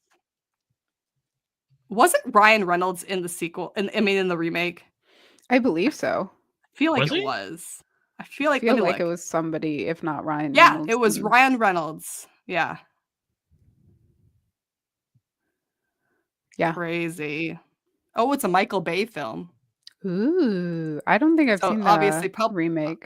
I've seen it, but I can't remember any of it. I Did like the communication between the couple in this film. I do think we get some good married couple communication and discussions. I like It seeing Margot was- Kidder in a role that's not like Lois Lane. Lois Lane. Yes. We did get some fear. Like Kathleen did end up getting some fear of her husband. Very valid points throughout this because he, was slowly being driven insane. So that's a little terrifying. You're trapped in this house with your husband and your kids, and he's kind of changing. He's kind of being different. Like, why is he being different? So like that is a really very relatable fear. But also, I did the scene of her trying to hang wallpaper, for me that was a relatable fear. That was I'm so like, fun. oh girl, no, don't even bother. Just paint it. That was so fun. So there are so many fun, relatable moments in this. I did like that the priest and the nun just like immediately felt something. I did like that the one kind of witchy psychic friend immediately felt something. Those were fun moments for me. I did like that not everyone immediately was creeped out by this house, which I think is very realistic. I think this might be the best couple in our entire list. Oh, Easily. Yeah. I think this might be the best couple. Well, wait. Jaws, I mean, maybe Jaws. They were All right, but Maybe couple Brody and and Jaws. but when we say couple in Jaws, we mean Brody and his wife, or Brody and the other guy. Yes. You know what? Okay, That's a 'cause- throuple. That's a because throuple. Come on, the dinner scene. Exactly, You know that's what? I'm After saying. the dinner scene, Yes. I am convinced that they, anyways, I am that's a too. throuple, and that's my headcanon, and I'm gonna go look up some fan fiction about that later. Somebody has to have written it. When I walked out of Jaws at the theater, the first thing I did was that bromance was more than a bromance. I'm like, somebody has written fan fiction about this. I pulled up AO3 and there is. Of course there is. Yes, I know there is. I just want the throuple fan fiction. I know the bro fan fiction is out there. I want the throuple. Give me the throuple. I don't know we'll have to look for it. I'll have to look for that. What is his name? Brody and what's his name? Dreyfuss's character. I always forget his Hopper. name. Hopper.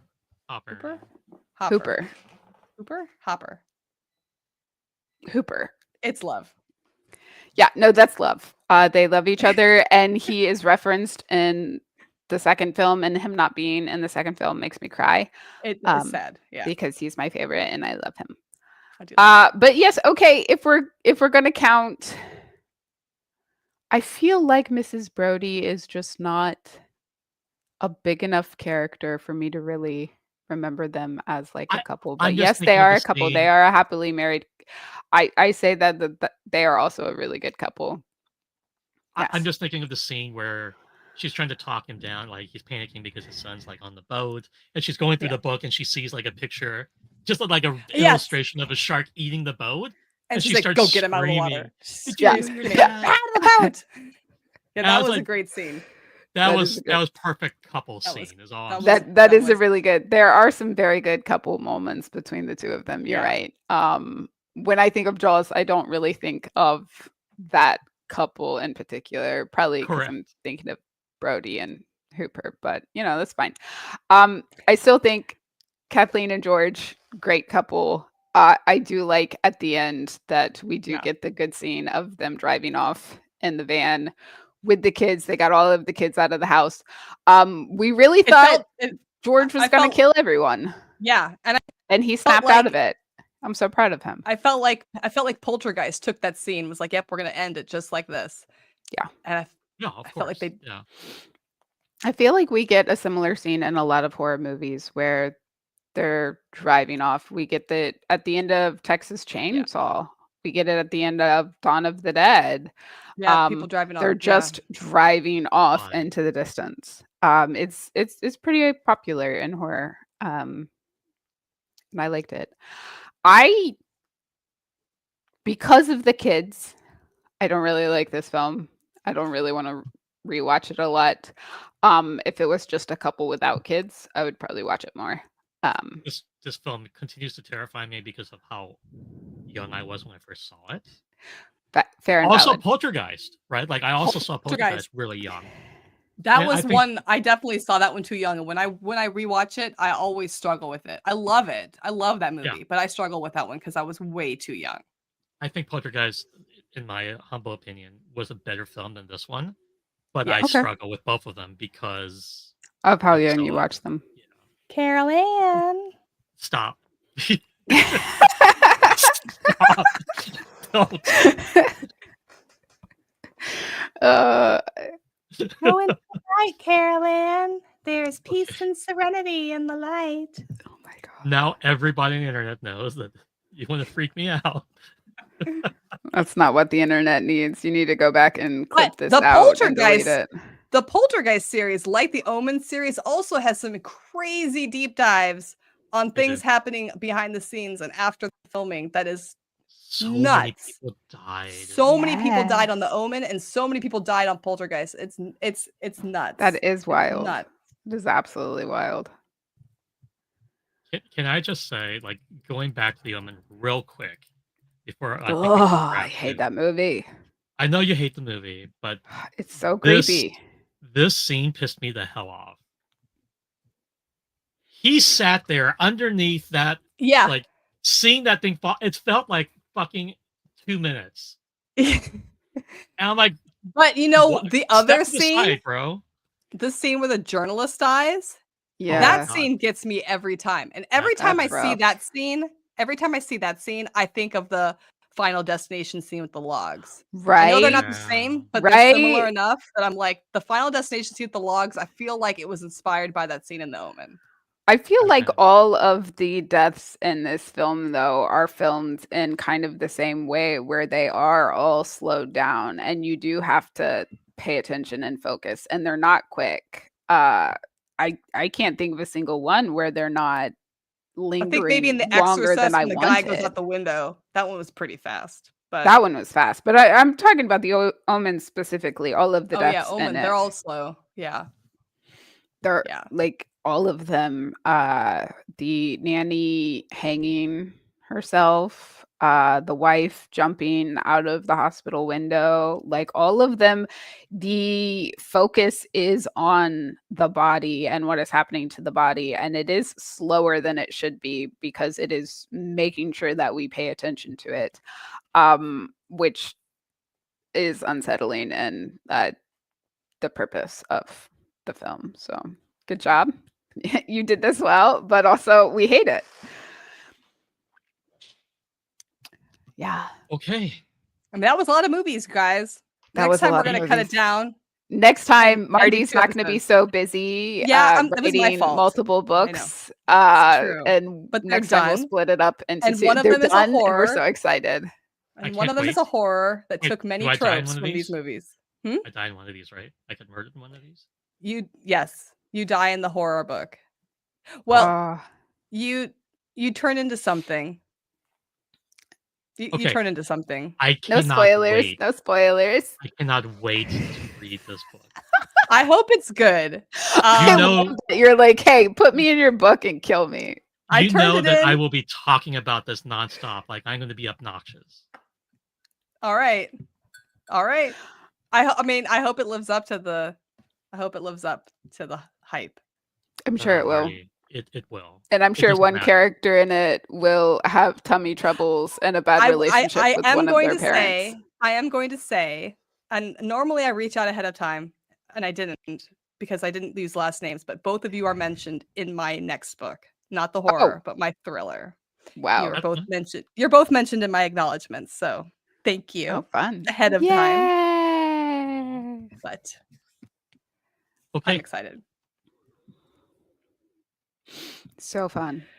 So fun. So, next time we will have something else to talk about. It will not be horror movies. We'll give you that. Although this did make me want to do maybe an episode in the future about our favorite sci-fi films. Ooh. I think that could be interesting. That We would should be limit fun. it to 2 per. 2 per person. Yes. And Yes. 2 per no person. trilogies. Trilogies. Yeah. Okay.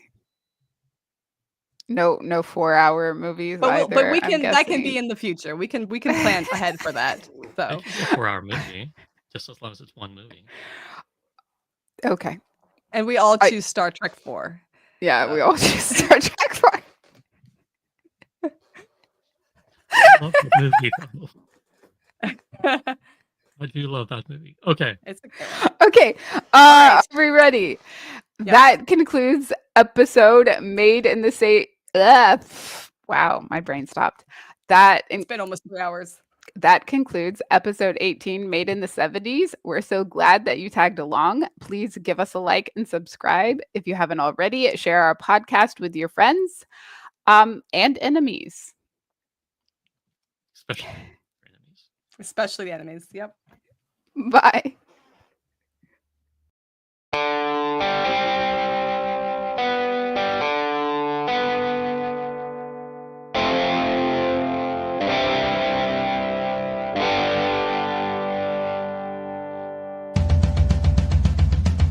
Going out to explore.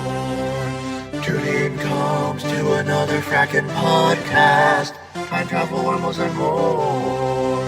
Chevron's locked on another frackin' podcast. Debating all the lore. We get signal of another frackin' podcast. Nerdy topics galore. Systems go for another frackin' podcast.